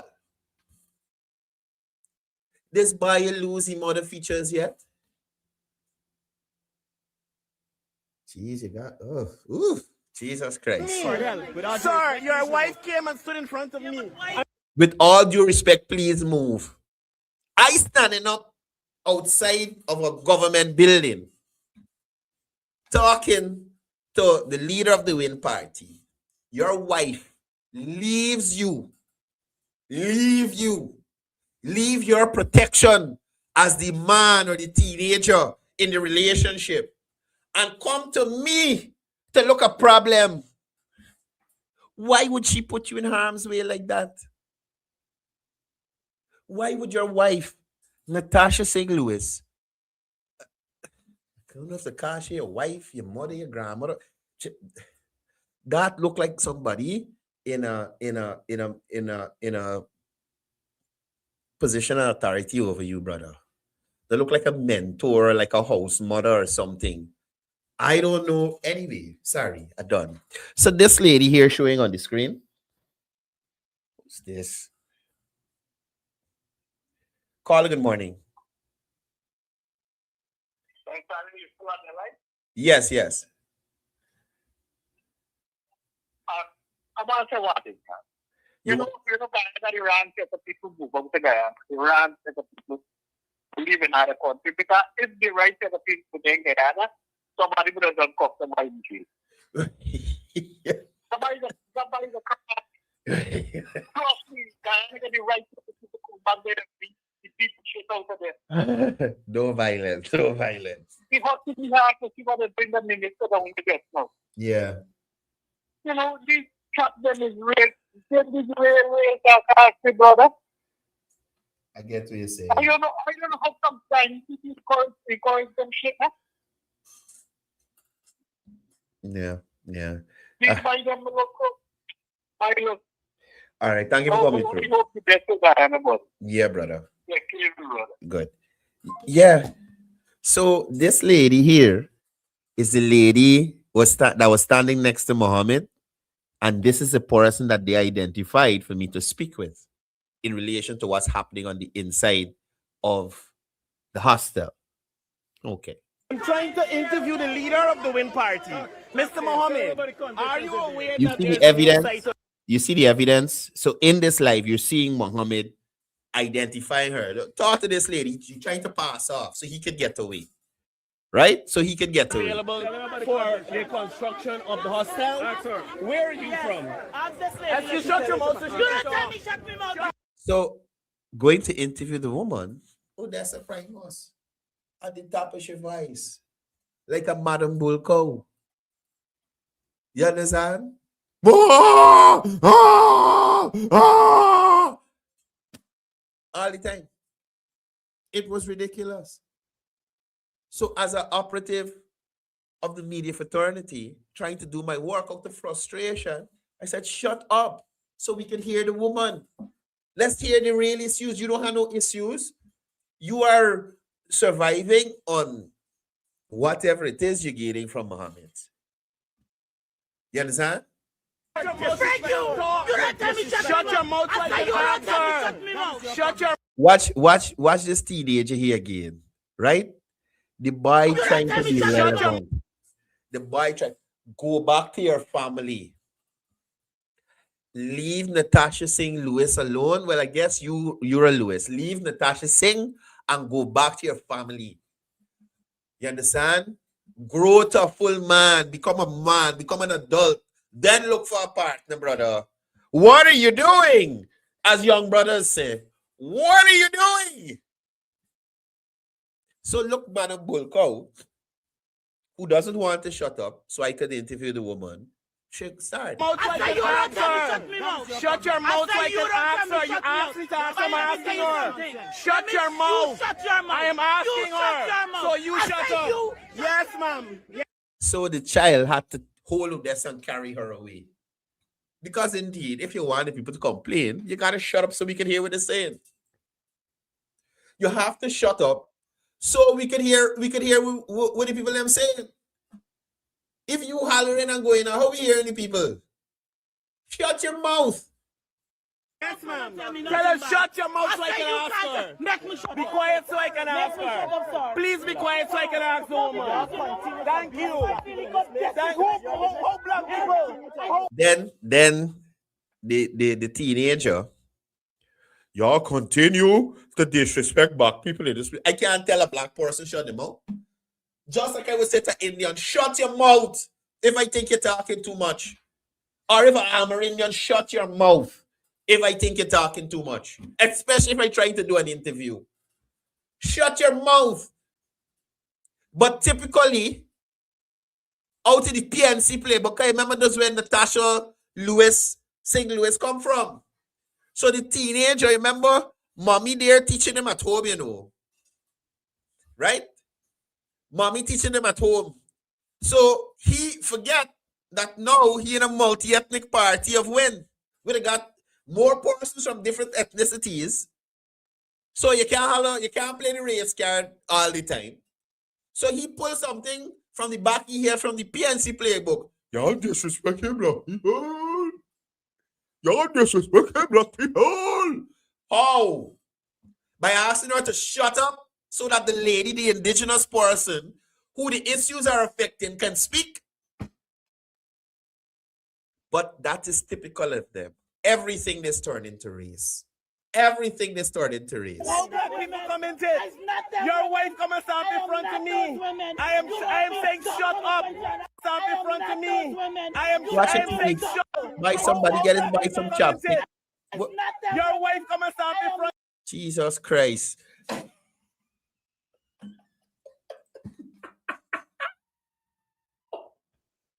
Look. Listen. Look. I don't know what to say. Hey.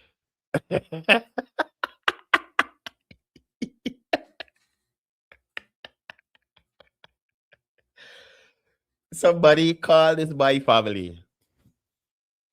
Somebody please call this my family. Tell them that we found him. We found him, and the lady in the back, in the crack there watching he. She had he. Y'all call this my family, let it come on. He be missing. He be missing. Somebody kidnapped. This guy was kidnapped You hear me? And he's being held against his will. You can see it in the face. This is Natty Choice. Why you lip boss up, sir? What kind of after you? Oh, Lord. Listen. To me, I am saying shut up so I can speak to the woman. Mom, so you see the woman running? You see the woman running now? She's trying to get back in the hostel now. Right? She trying, but the gate locked. So she can't pass. She trying to get back inside.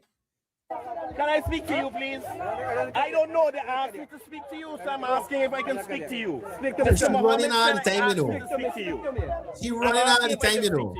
What's the problem? So all I'm saying is, they ask you to speak. You claim you come from inside. I don't want to hear about plenty problems inside. You come from inside. The roof leaking, the bed thin, you don't get the water, this, the. Tell me what's the problem. Tell me what's the problem. Tell me what's the problem. Okay, I'm asking you to tell me as a journalist, I can't just walk into a government facility and start filming. I gotta get permission. So I can't walk in there and film. Just like the MPs can't just walk in as they feel like. You have to go through some sort of protocol to gain access anywhere in the world. You understand me? So this lady here didn't want to identify the problems that T. Muhammad said that she was able to tell me what the issue. Mom, please move before your husband come in front of my face again. Move. No, look, again, on multiple occasions, you see how this cradle snatcher keeps coming in front of me looking for a problem. Y'all see how this cradle snatcher and the baby from the cradle that she got following she around like a mook. Imagine you as a man can't control your wife. Baby, listen, advocate from a safe distance. Me want nobody jam me and I got bust up the hair here today. Baby, you roll from here. You roll from here. But clearly, somebody else wearing the pants there. Somebody else wearing the pants there. Okay, I'm asking you to tell me. Tell me what the issue. Right? So I move away. Again, after the first instance of talking to Azardine, Natasha and her child come and intervene. Who's this by family? Why they saving you, brother? Why they like you? How they could lose you with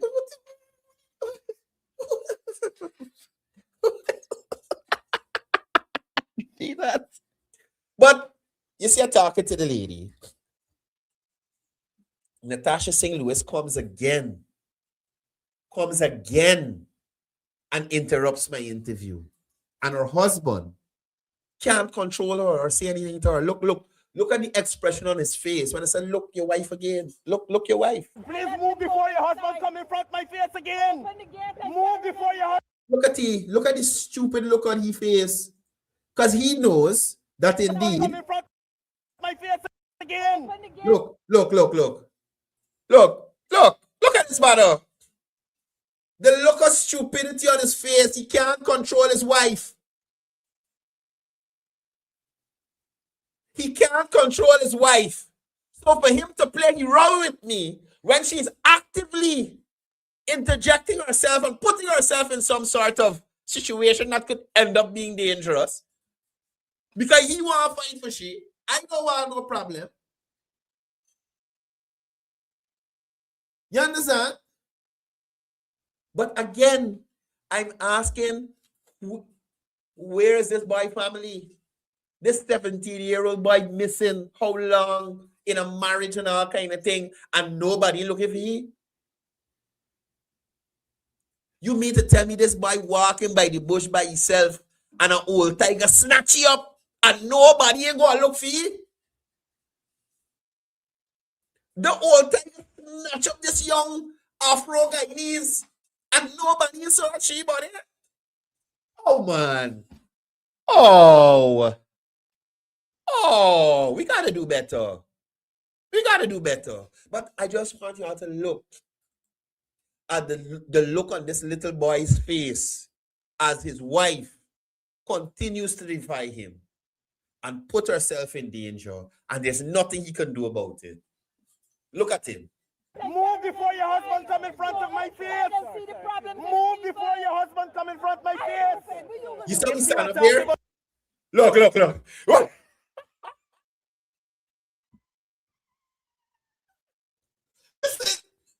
Listen. The PNC and Natasha Singh Lewis come out. Look at it here.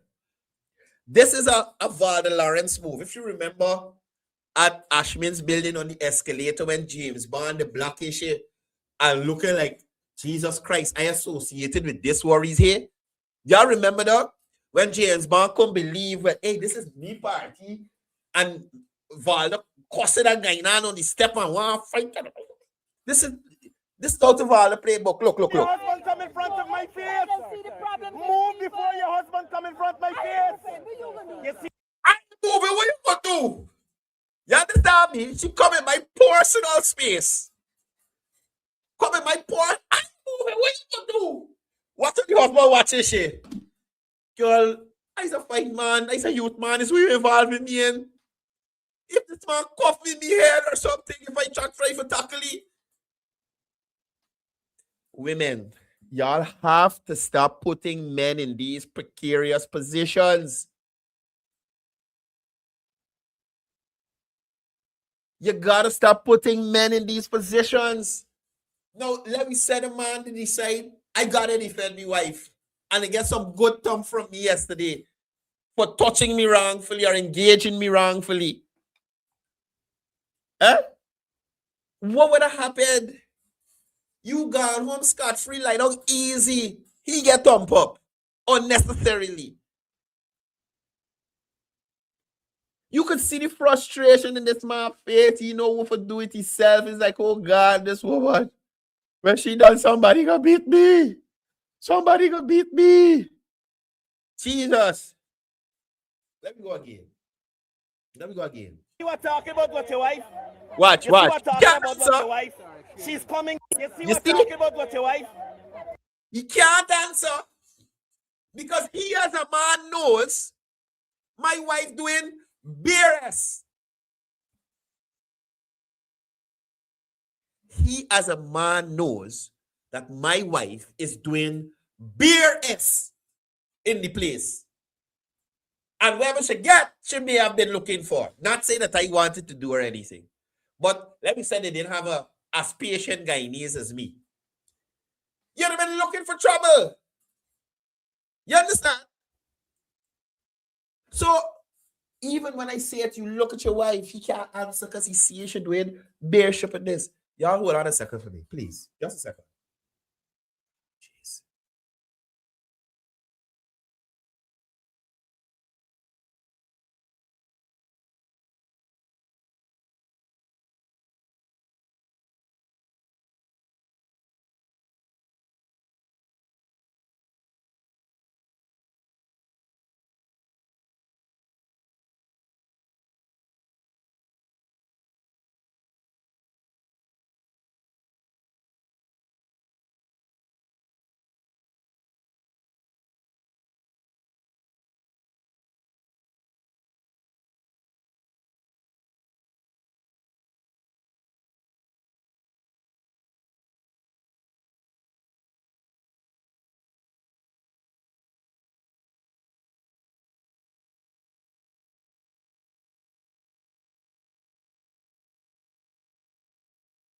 I reach back.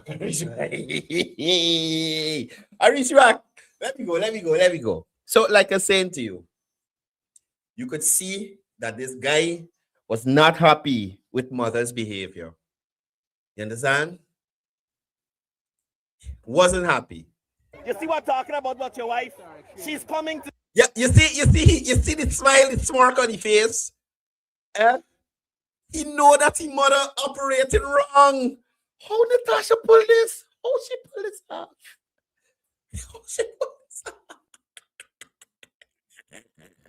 See what I'm talking about what your wife? You see what I'm talking about what your wife?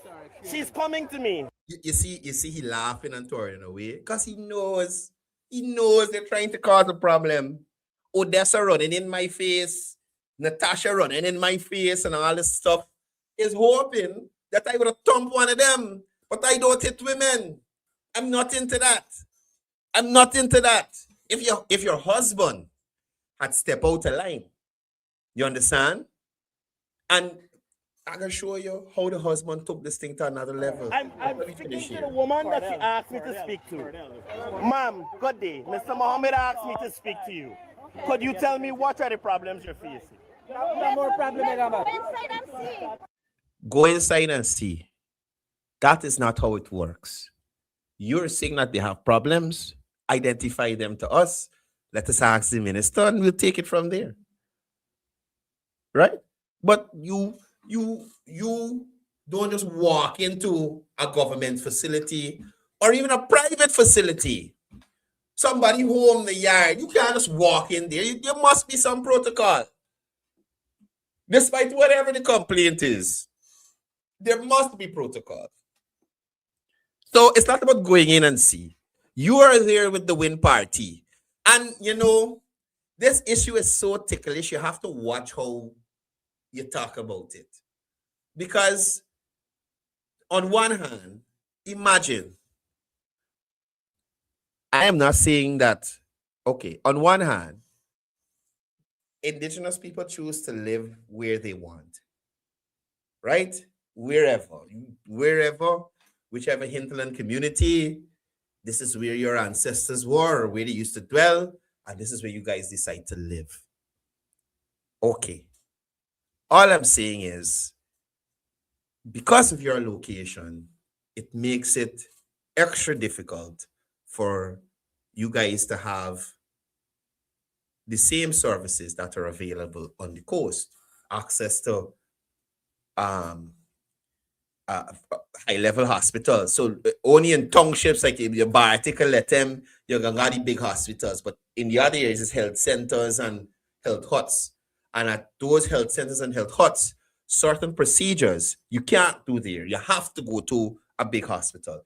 Hence the reason the government is building all those hospitals in those regions and those far-flung areas as well.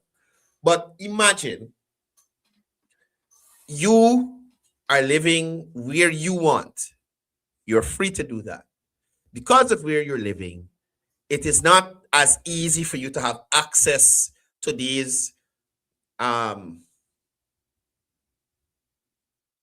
what is called a primary health care, or I should say facilities that could do everything. CAT scan, C-section, whatever it is. Facilities that can do certain procedures. The government facilitates persons from the hinterland who are ill, pregnant, whoever they're dealing with, to come to these places to access healthcare free of cost. If you're medevaced out, these people don't pay for that service. It's a service that the government provides. Meals, accommodations there. Even when I went there yesterday, the amount of people I was seeing on the sides and on the verandas, like, damn, there's a lot of people in this building here alone. So as the minister said, when persons come, even though the facility is at capacity, they understand that turning them away is leaving them to sleep on. Well, she didn't say it in so many words. I am putting my own spin to it. Turning them away from the hostel is like leaving them to sleep on the street, because most of them don't have relatives in Georgetown. And they don't live someplace where the walk for an hour or two they're going to reach. It's plane or boat rides for hours to get there. You understand? So if you're there, you're paying rent, you're 3 meals a day, they transport you back and forth from the hospital, you're getting care packages from the ministry. Oh God, you can't put something towards your own health care and your own thing. If persons are so upset about staying at this hostel, come out and go and stay at a hotel. Come out when you have your problem, charter your plane to bring you out in the middle of the night, and you go and stay at a hotel, and you go to a private hospital. And I know some people might say this may be harsh, but come on, man. Come on. How entitled can you be? I understand that you're saying, okay, we're Guyana's force people. But I am saying to you as well, you're cussing the government that trying its best to facilitate you and not change your culture or lifestyle. They're trying their best to facilitate you with not changing your culture or lifestyle. Right? So they're not saying to you, here, y'all want government services, live somewhere more reasonable and accessible to the services. They're not saying that to you. They're coming to you and bringing the service to you. But no. Oh, Jesus. I'm done with this. Let me go to this other video with the lady with the glasses talking about, oh, they come from their comfort in their homes. This who called me there just now. They come from the comfort of their homes and this and that. And a set of madness. Hold on. Let me get to her. Oh, here she is. I want to get her from the starting. Natasha St. Louis to come and lash dog my phone. So this is the video where Natasha St. Louis hits my phone out of my hand. I'm going to the station this morning. I hope he's watching and he knows. I'm going to the station. What's the state? You see, nobody wants to answer any questions.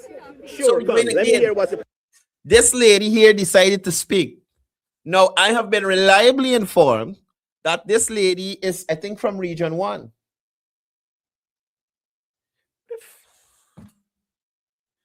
This lady is from Region 1.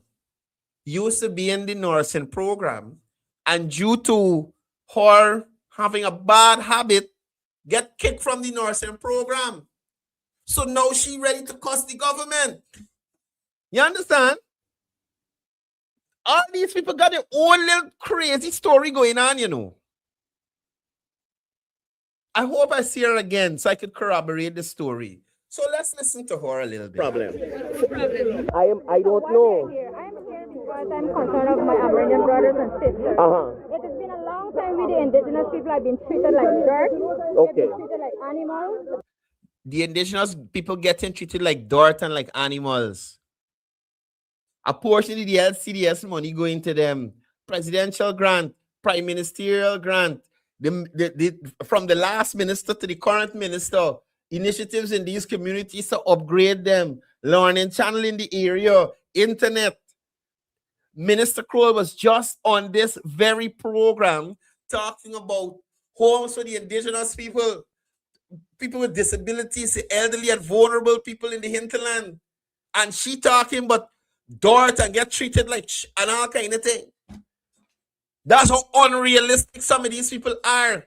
And imagine the place overcast and rain falling, but you got on dark shades because you don't want people to actually recognize you. But the people recognize you and call me and tell me a business about the nursing program that the drinking allegedly make you get taken off of. The next time I see you, though, we can have that conversation. I'm gonna ask you if it's true or not, and we will find out.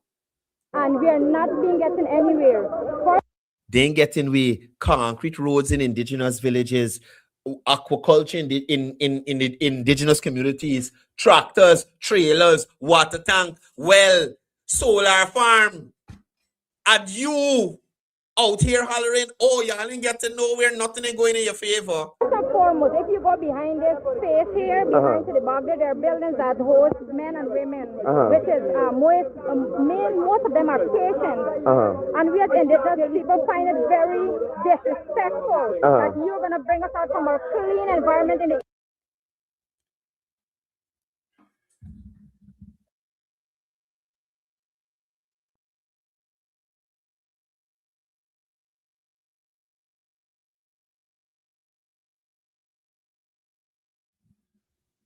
Yeah.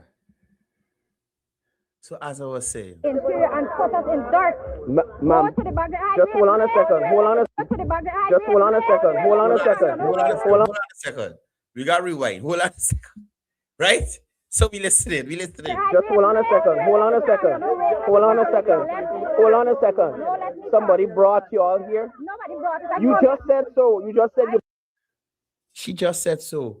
When y'all bring us here, now mind you, the government of Guyana, the Ministry of Amerindian Affairs, didn't bring them out to do anything. You understand me? Or let me rephrase. They didn't bring them out to an event or bring them out to do something, thing. It's either they're sick and had to get to a main hospital and they were medevaced or brought out for health purposes. Any Guyanese, and like I said, this is a funny topic, so you got to watch how you're dancing around. Right? Any Guyanese who has a medical problem, living on the coastline or whatnot, we got to find we way to and from the hospital. If you don't like how Georgetown Hospital doing it, we got to find me money and go to a private hospital and pay for everything down to the cotton ball and the ear swab.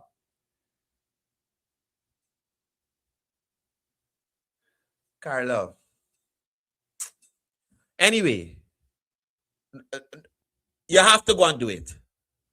So that is why I say this seems very entitled. The government is helping you. It's helping you. Bring you out. House you. It may not be the best housing, but again, you're not paying a cent.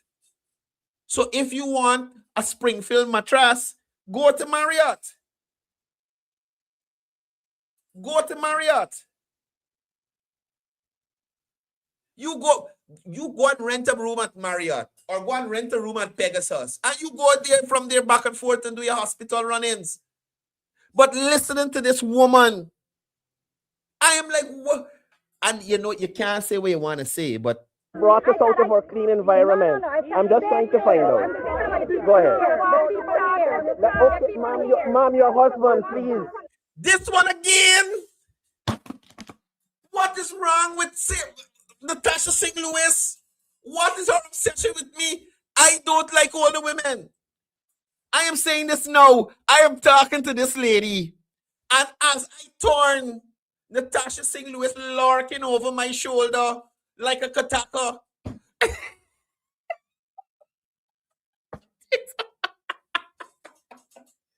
Natasha St. Louis lurking over my shoulder. I wonder where you come from again. Where you come from again? Why your husband don't have you on a short leash? Why your husband don't have you on a short leash? And me, she's supposed to be on a leash literally. You understand? But under more control. Why your husband don't have you under more control, standing closer to him to ensure your safety? You understand? I'm talking to the woman. Look. Okay, ma'am, your husband. Look. That's still at me. Natasha St. Louis was your problem.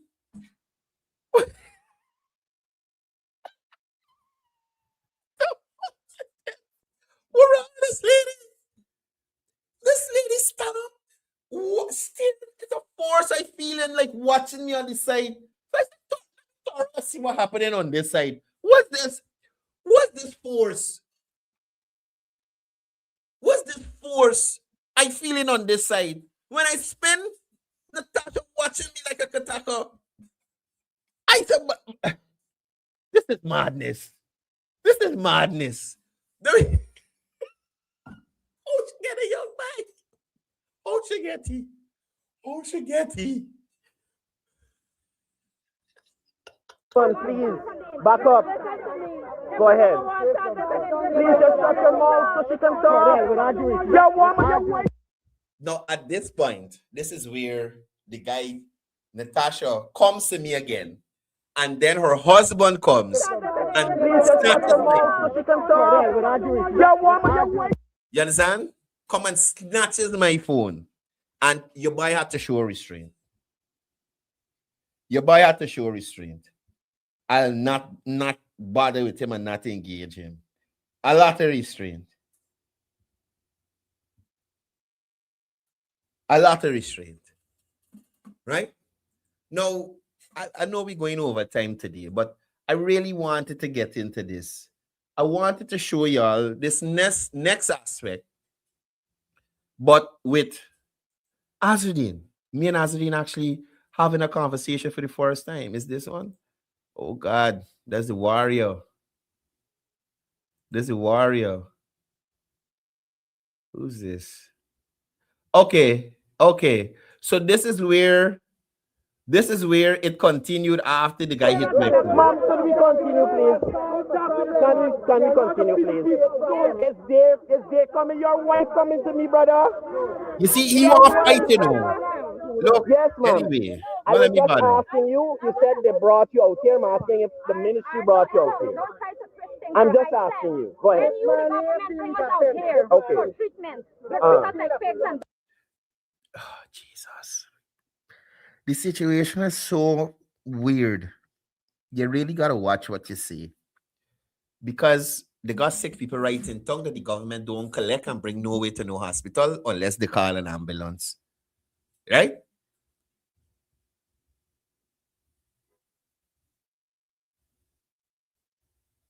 Whilst the government is there to provide healthcare facilities, there's some onus that is on the individual to get to the facility.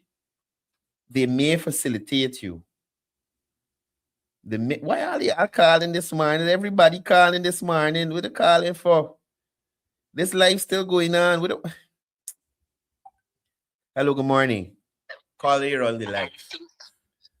Oh, never mind. Some people calling here. Let me see what I want. Jesus Christ. Yes, good morning, Courdel. Sorry to bother your life. Morning. Yes, my quick input. You know, we need to give the ministers and the vice president and the president the due respect. But we have to be careful what we're doing.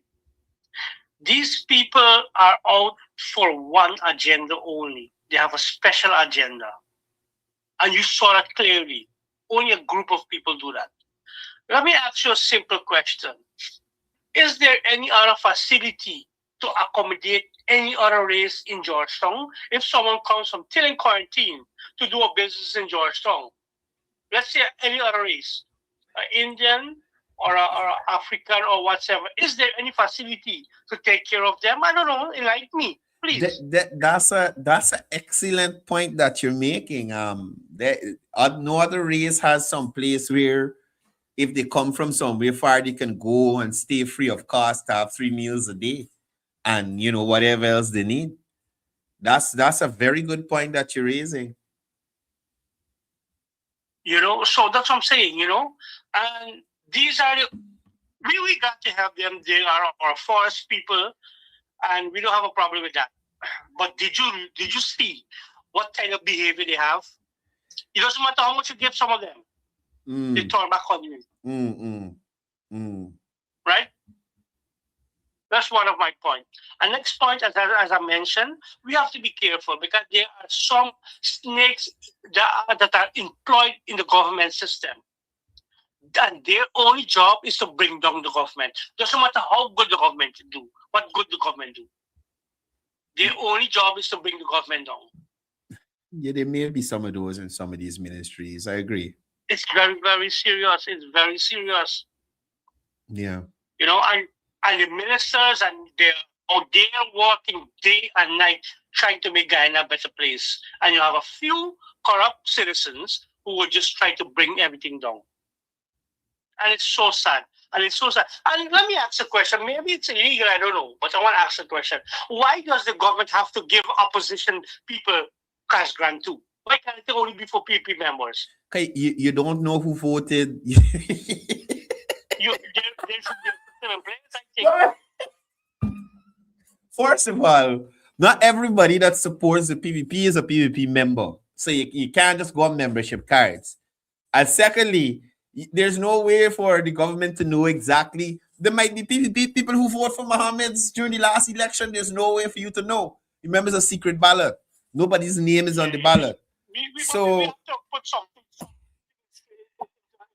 into looking because at these protests, you guys have to be there to get their faces, to know these people. No, but at the end of the day, they're still Guyanese, and if they're giving stuff to Yeah, they're still Guyanese, they gotta Guyanese, benefit. but They they're gotta the Guyanese benefit. that are gonna bring down Guyana. They are the Guyanese that are gonna bring down Guyana. I hear you, Carlo. I hear you. I hear Okay, you. good. Thank you. Thank you.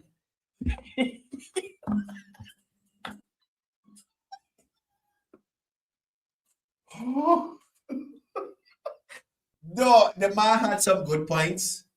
I will say he had some good points. There's no other race that has facilities in any region for them just to come and stay, wherever it is.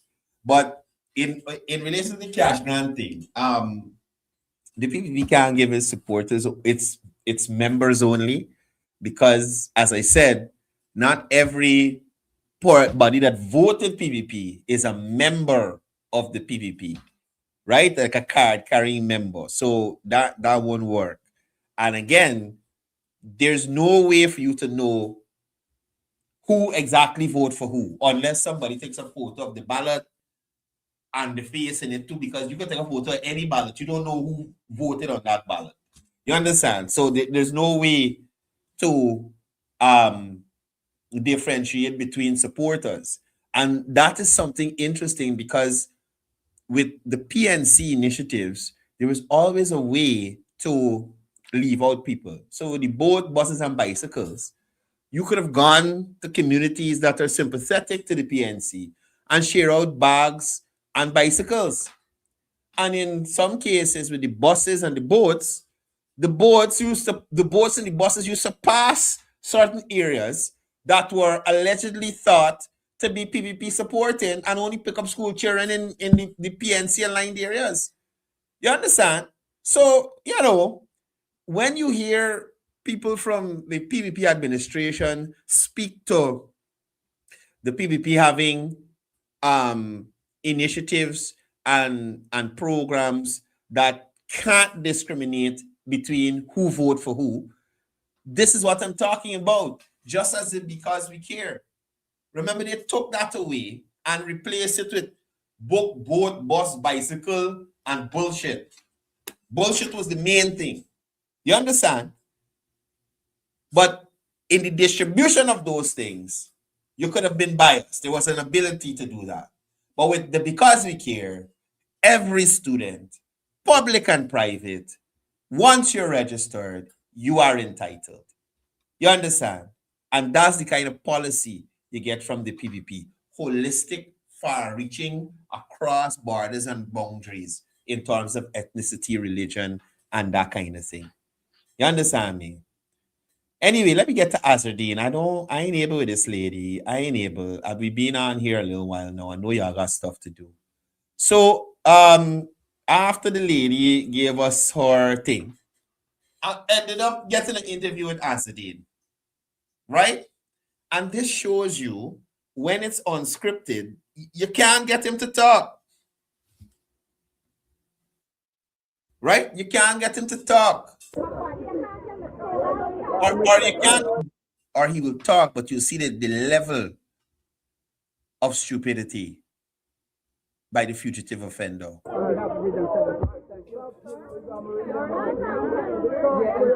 Mr. Mohammed, you want to talk to us about some of the he's checking the live all the time to see what the people saying, what the followers saying, you understand? Checking the live all the time. So he's not there with an interest. Oh, I see the minister. Let me engage her as leader of WIN. Hi, Minister Azardine Mohammed here. They told us about some problems at the place. What's going on? You know about this, how we could solve this problem. Or if the minister didn't want to speak to you because they got repercussions when people are around you, right? Your bank account gone, you can't travel. You understand? The minister got to represent people. So she needs to have her bank account. She needs to be able to travel. So she may not have wanted to engage you. You could have sent Madam Bulko. You could have sent your general secretary to engage the minister in a professional, polite manner. Minister, what is going on here? So is the problem. How we could deal with it. You understand me? But no. You're not getting that. Carla, good morning. Good morning, Courdel. With regards to Azudin checking his phone, he was checking for instructions from his sisters. Most likely. All right. I agree with you. So report it properly, please, sir. Thank you for your good work. All right. Good point. Hannah, if y'all notice, Hannah and the other one, I don't know what the other one's name is. They are really the mouthpieces. They're carrying this team and he just following the trend. So he is probably receiving instructions on what his next move should be, how we should handle it, what should happen, we should say. If they come this way, what to do. You understand me? But they realize Courdel on alive, so he can get a chance to go back to Hannah for help. I'm approaching you in a civil manner, asking a genuine question. You claim to be opposite.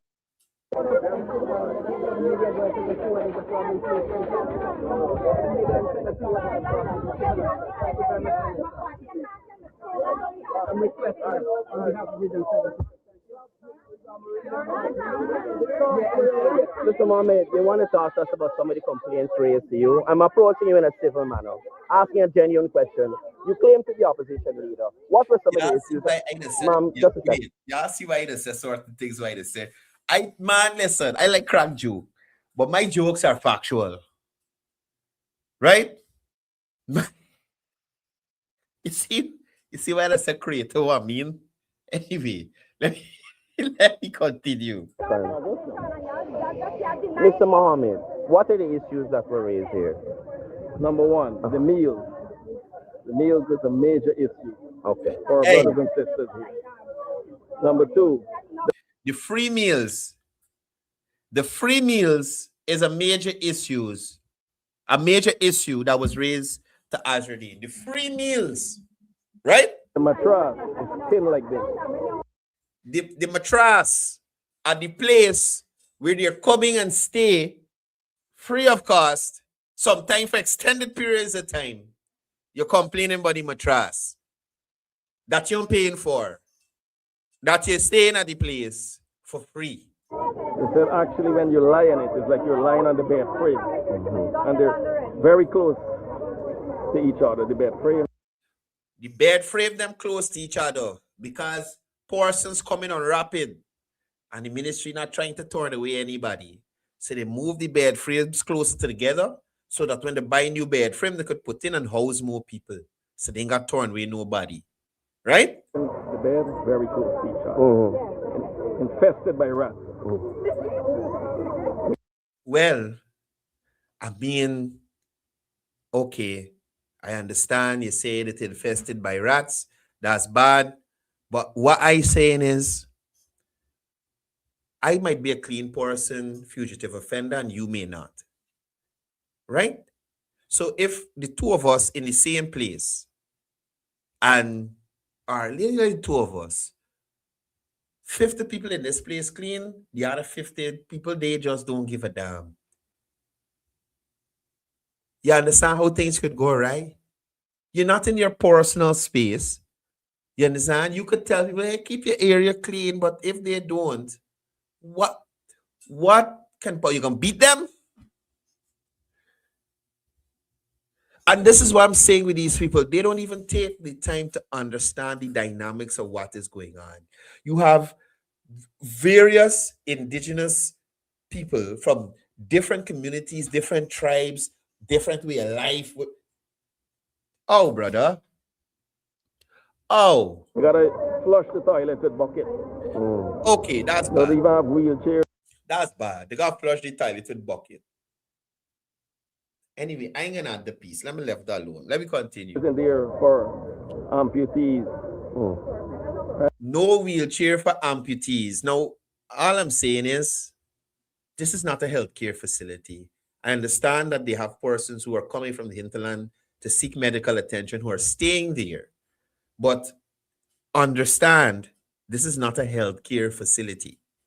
So if they're transporting somebody to the hospital, they most likely will bring a wheelchair from the hospital to get them there.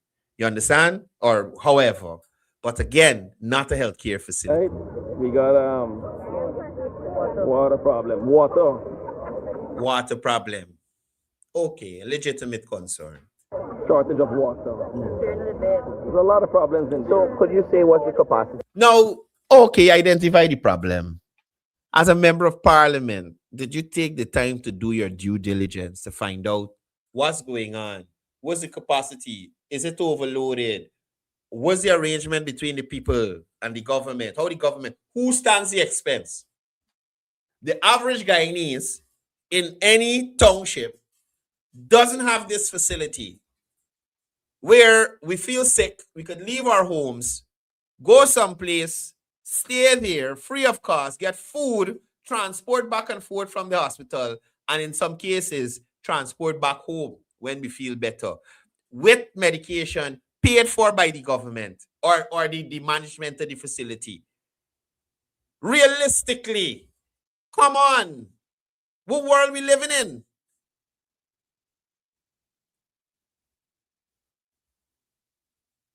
You understand me? Of this facility? Well, I don't know. I'm trying to get the information and not allowing me in. Are you aware if the persons here incur any cost in terms of maintenance of themselves here? What's the arrangement between them and the government, if there is any? Well, what we know, the PVP is in power 28 years now. So just like Parliament, they're not interested in finding out how these systems are run, what are the dynamics, how things are done. They just come see something at face value and start a big hullabaloo. Spend $4.5 trillion from 2020. How much money you spend from 2020 to 2025? How much money you spend? To 2025. And yet, persons are left behind. Our indigenous brothers and sisters. Which government in the world that could say they have captured everyone? Everybody's living the best life in the country. Huh? Which government, which country? This guy is such a joker. Right? Are you aware that there is a facility area already identified to construct a larger facility to house indigenous folks when they come to the capital? Could you allow Mr.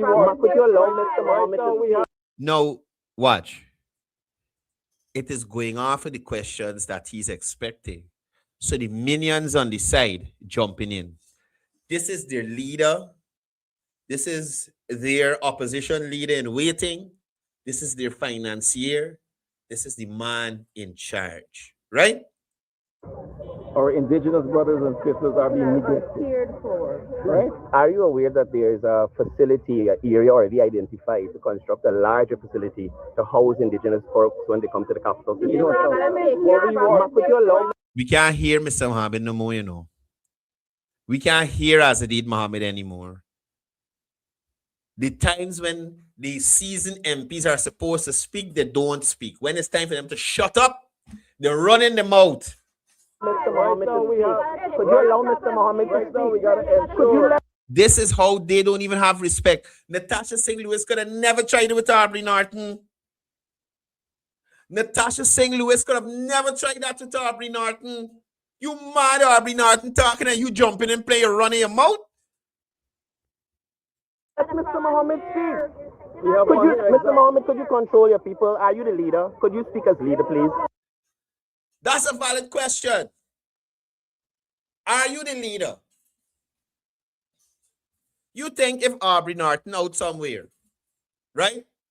And people are talking, and Aubrey Norton decides to say, okay, I speaking now. Or Aubrey Norton is speaking, and those people jump in. You think he won? Hold on, let me deal with it. Or he's go, listen to your press conference and he talking and he hearing something he don't like. He's go, he shoo you. You think if the general secretary for the PVP talking at the forum, comrades from the party, he gonna jump up and guy no answer with you? You crazy? They have no respect for you as their leader. They know that your time is limited. They know that they have no time with you. Could you please? No, go ahead, Mr. Ahmed. We want to hear from you. Go ahead. Look, he wants to speak, and he can't even turn to them and say, hold on, let me finish. Hold on. Y'all gonna jump in just now. Hold on. He can't say that. They don't have no time with he. Let us go in and see the problem first. No. First of all, sir, could you control them, please, so we can hear you? So we can hear you. Madam Bulko. Watch Madam Bulko in the back. Right.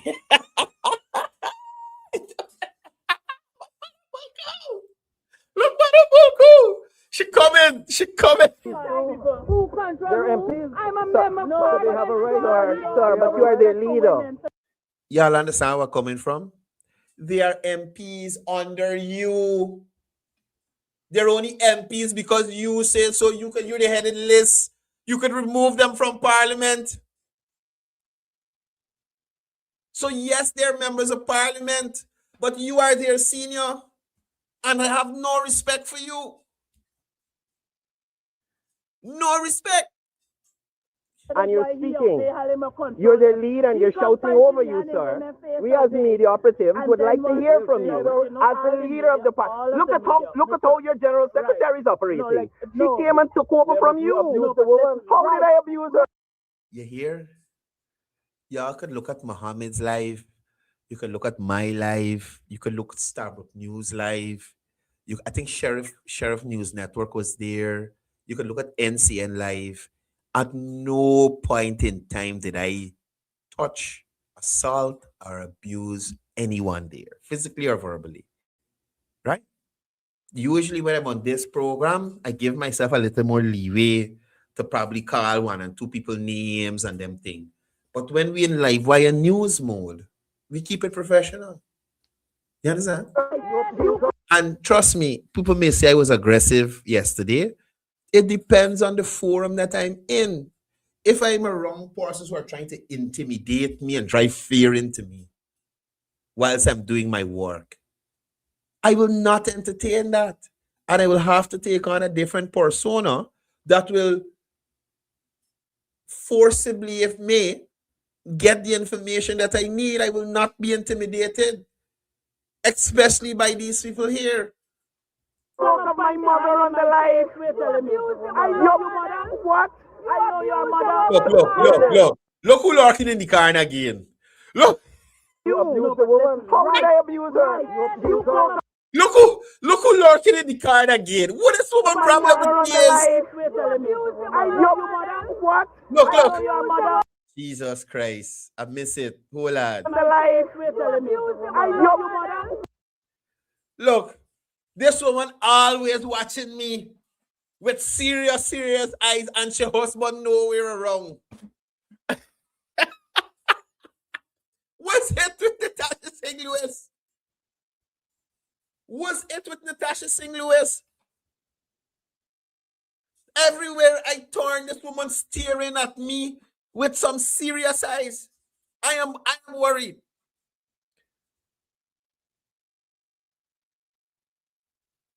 You understand? I am worried. What is wrong? What do you want from me, Natasha St. Louis?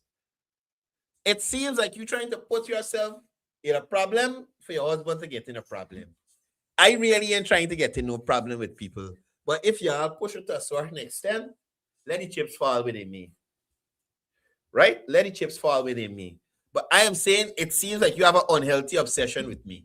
I cannot look or walk 2 steps without you appearing somewhere staring at me heavy. It's like a weight. It's heavy on my spirit. What? I know your mother. Listen, anyway, thank you, Mr. Mohammed. As I was saying, now imagine we gone back to this man, the leader, to let him speak. And Odessa just talking, she don't give a damn. She don't care. I'm asking you, are you aware that there's a new facility to house these individuals? Right. Okay. Now, I'm asking you. You don't have no manners. Don't speak to me. Thank God I'm on a live too, and I can attribute to what I would have done.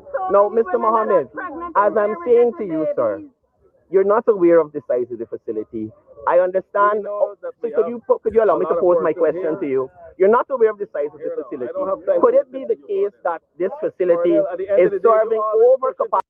So he doesn't want to hear the question. He's not willing to imply logic. He's just there with an agenda. But this is where the proverbial shit hit the fan just after this heat. And there may be issues. Are you saying that there's a perfect system? But that's what people have said about Travis Chase. He's a win minion and you're a Maduro puppet. So everybody got a concept of somebody else. You're saying you're not a Maduro puppet. Travis Chase saying he's not on your payroll. That may not be true. It may be true. Just like you're saying I'm a PvP minion. So you have an opinion of me. People have an opinion of Travis Chase. But he's allowed to do his work in peace. He's allowed to do his work. That's all I'm asking for. The same leeway that Travis Chase does get and Royston Driggs does get being associated with allegations of them being associated with Mohammed's and being on the Mohammed's payroll and still being able to question government ministers, question AP and you people, question who they want. This is the same thing I want. This is the same thing. How you could recognize Royston Driggs over me? How you could recognize Royston Driggs over me? Anyway, there we go. Let me continue. Your father spoke about no perfect businessman paying all their taxes. Are you saying there's a perfect government system or a perfect hot? That's where the shit hit the fan. Right? That's where the shit hit the fan. Because at the end of the day, there's no system that's perfect. Even our lives are imperfect. There's no system that works 100% all the time. So, with the effort being put forward by the government, with the challenges that they're facing, capacity, logistics, and all of that. Oh, God. 80 out of 100 ain't good. 70 out of 100 ain't good. Huh? You might got one and two problem. You find out if they got renovations on the cards, what going on, anything. You gone out there to make yourself something. Right? So, when we decide to contrast things, look how Mohammed expression changed. There's a perfect system. Your father spoke about no perfect businessman paying all their taxes. Are you saying there's a perfect government system or a perfect hostile? That he ain't got no response for the no, it's time for fix color and look around the place like a fugitive offender would. We can go. No, well, we have to contrast. We have to contrast. They jump in. Nobody, don't let me ask you about her. Don't let me ask you about her. So his father can say, hey, no businessman don't pay all the taxes. You know how life does go. But he know want hold the government to 100% standard. But he father in holding himself to the same standard. The same father that Charles right alongside with he. The double standards. We got the contrast. You said your father said. There's no response for that. He has no response for that. So there you'll have him trying to walk away and get away. I don't want to waste time with sir. So it's going to be. Now you wasted time with me. Guys, I gotta get out of here. We went over time. Listen, I had to touch on this morning. I couldn't just let it slide like how it slide. You understand me? But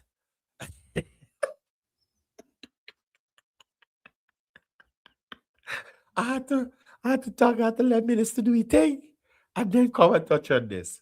Guys, I gotta get out of here. I can see you here tomorrow, same time, same place.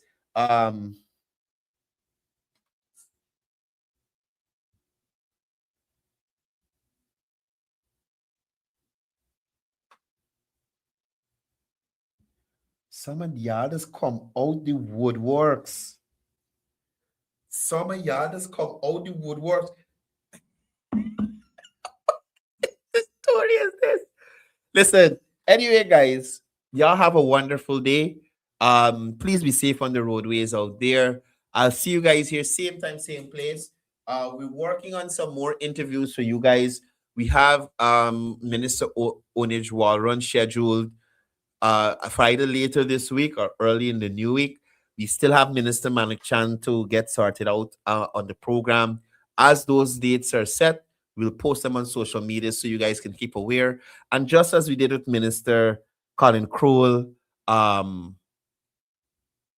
today, we want persons to understand what the ministries are doing, the processes that are involved, where some of those processes are, and some of the dynamics that the ministries have to deal with in terms of getting these services to you. It's not a walk in the park. It's not a cake shop. You understand? It takes planning and prudence by this administration. And we've seen that in the last 5 years, and we're going to see more of that in the 5 years to come. Thank you guys for being here. Sorry I didn't do the mornings that I usually do. Big up all the people across the 10 administrative regions. Big up all the people across the diaspora. The biggest big up of all is to the people in the comment section. Thank you for your continued support. Thank you for being here with me yet again for this episode of Livewire.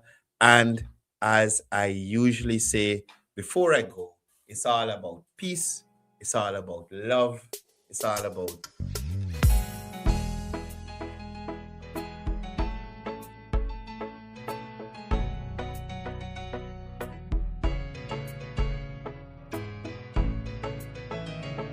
we are a peaceful people, struggle as we struggle, and we don't look for trouble, just ask around.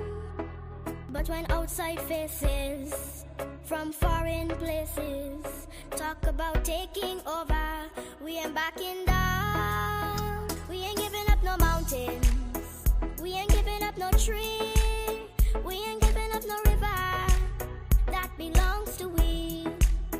Not one blue sake, not one rice grain, not one grass, not a blade of grass. This land is all I know. We're gonna make it somehow. We will bend like a bow, but never break.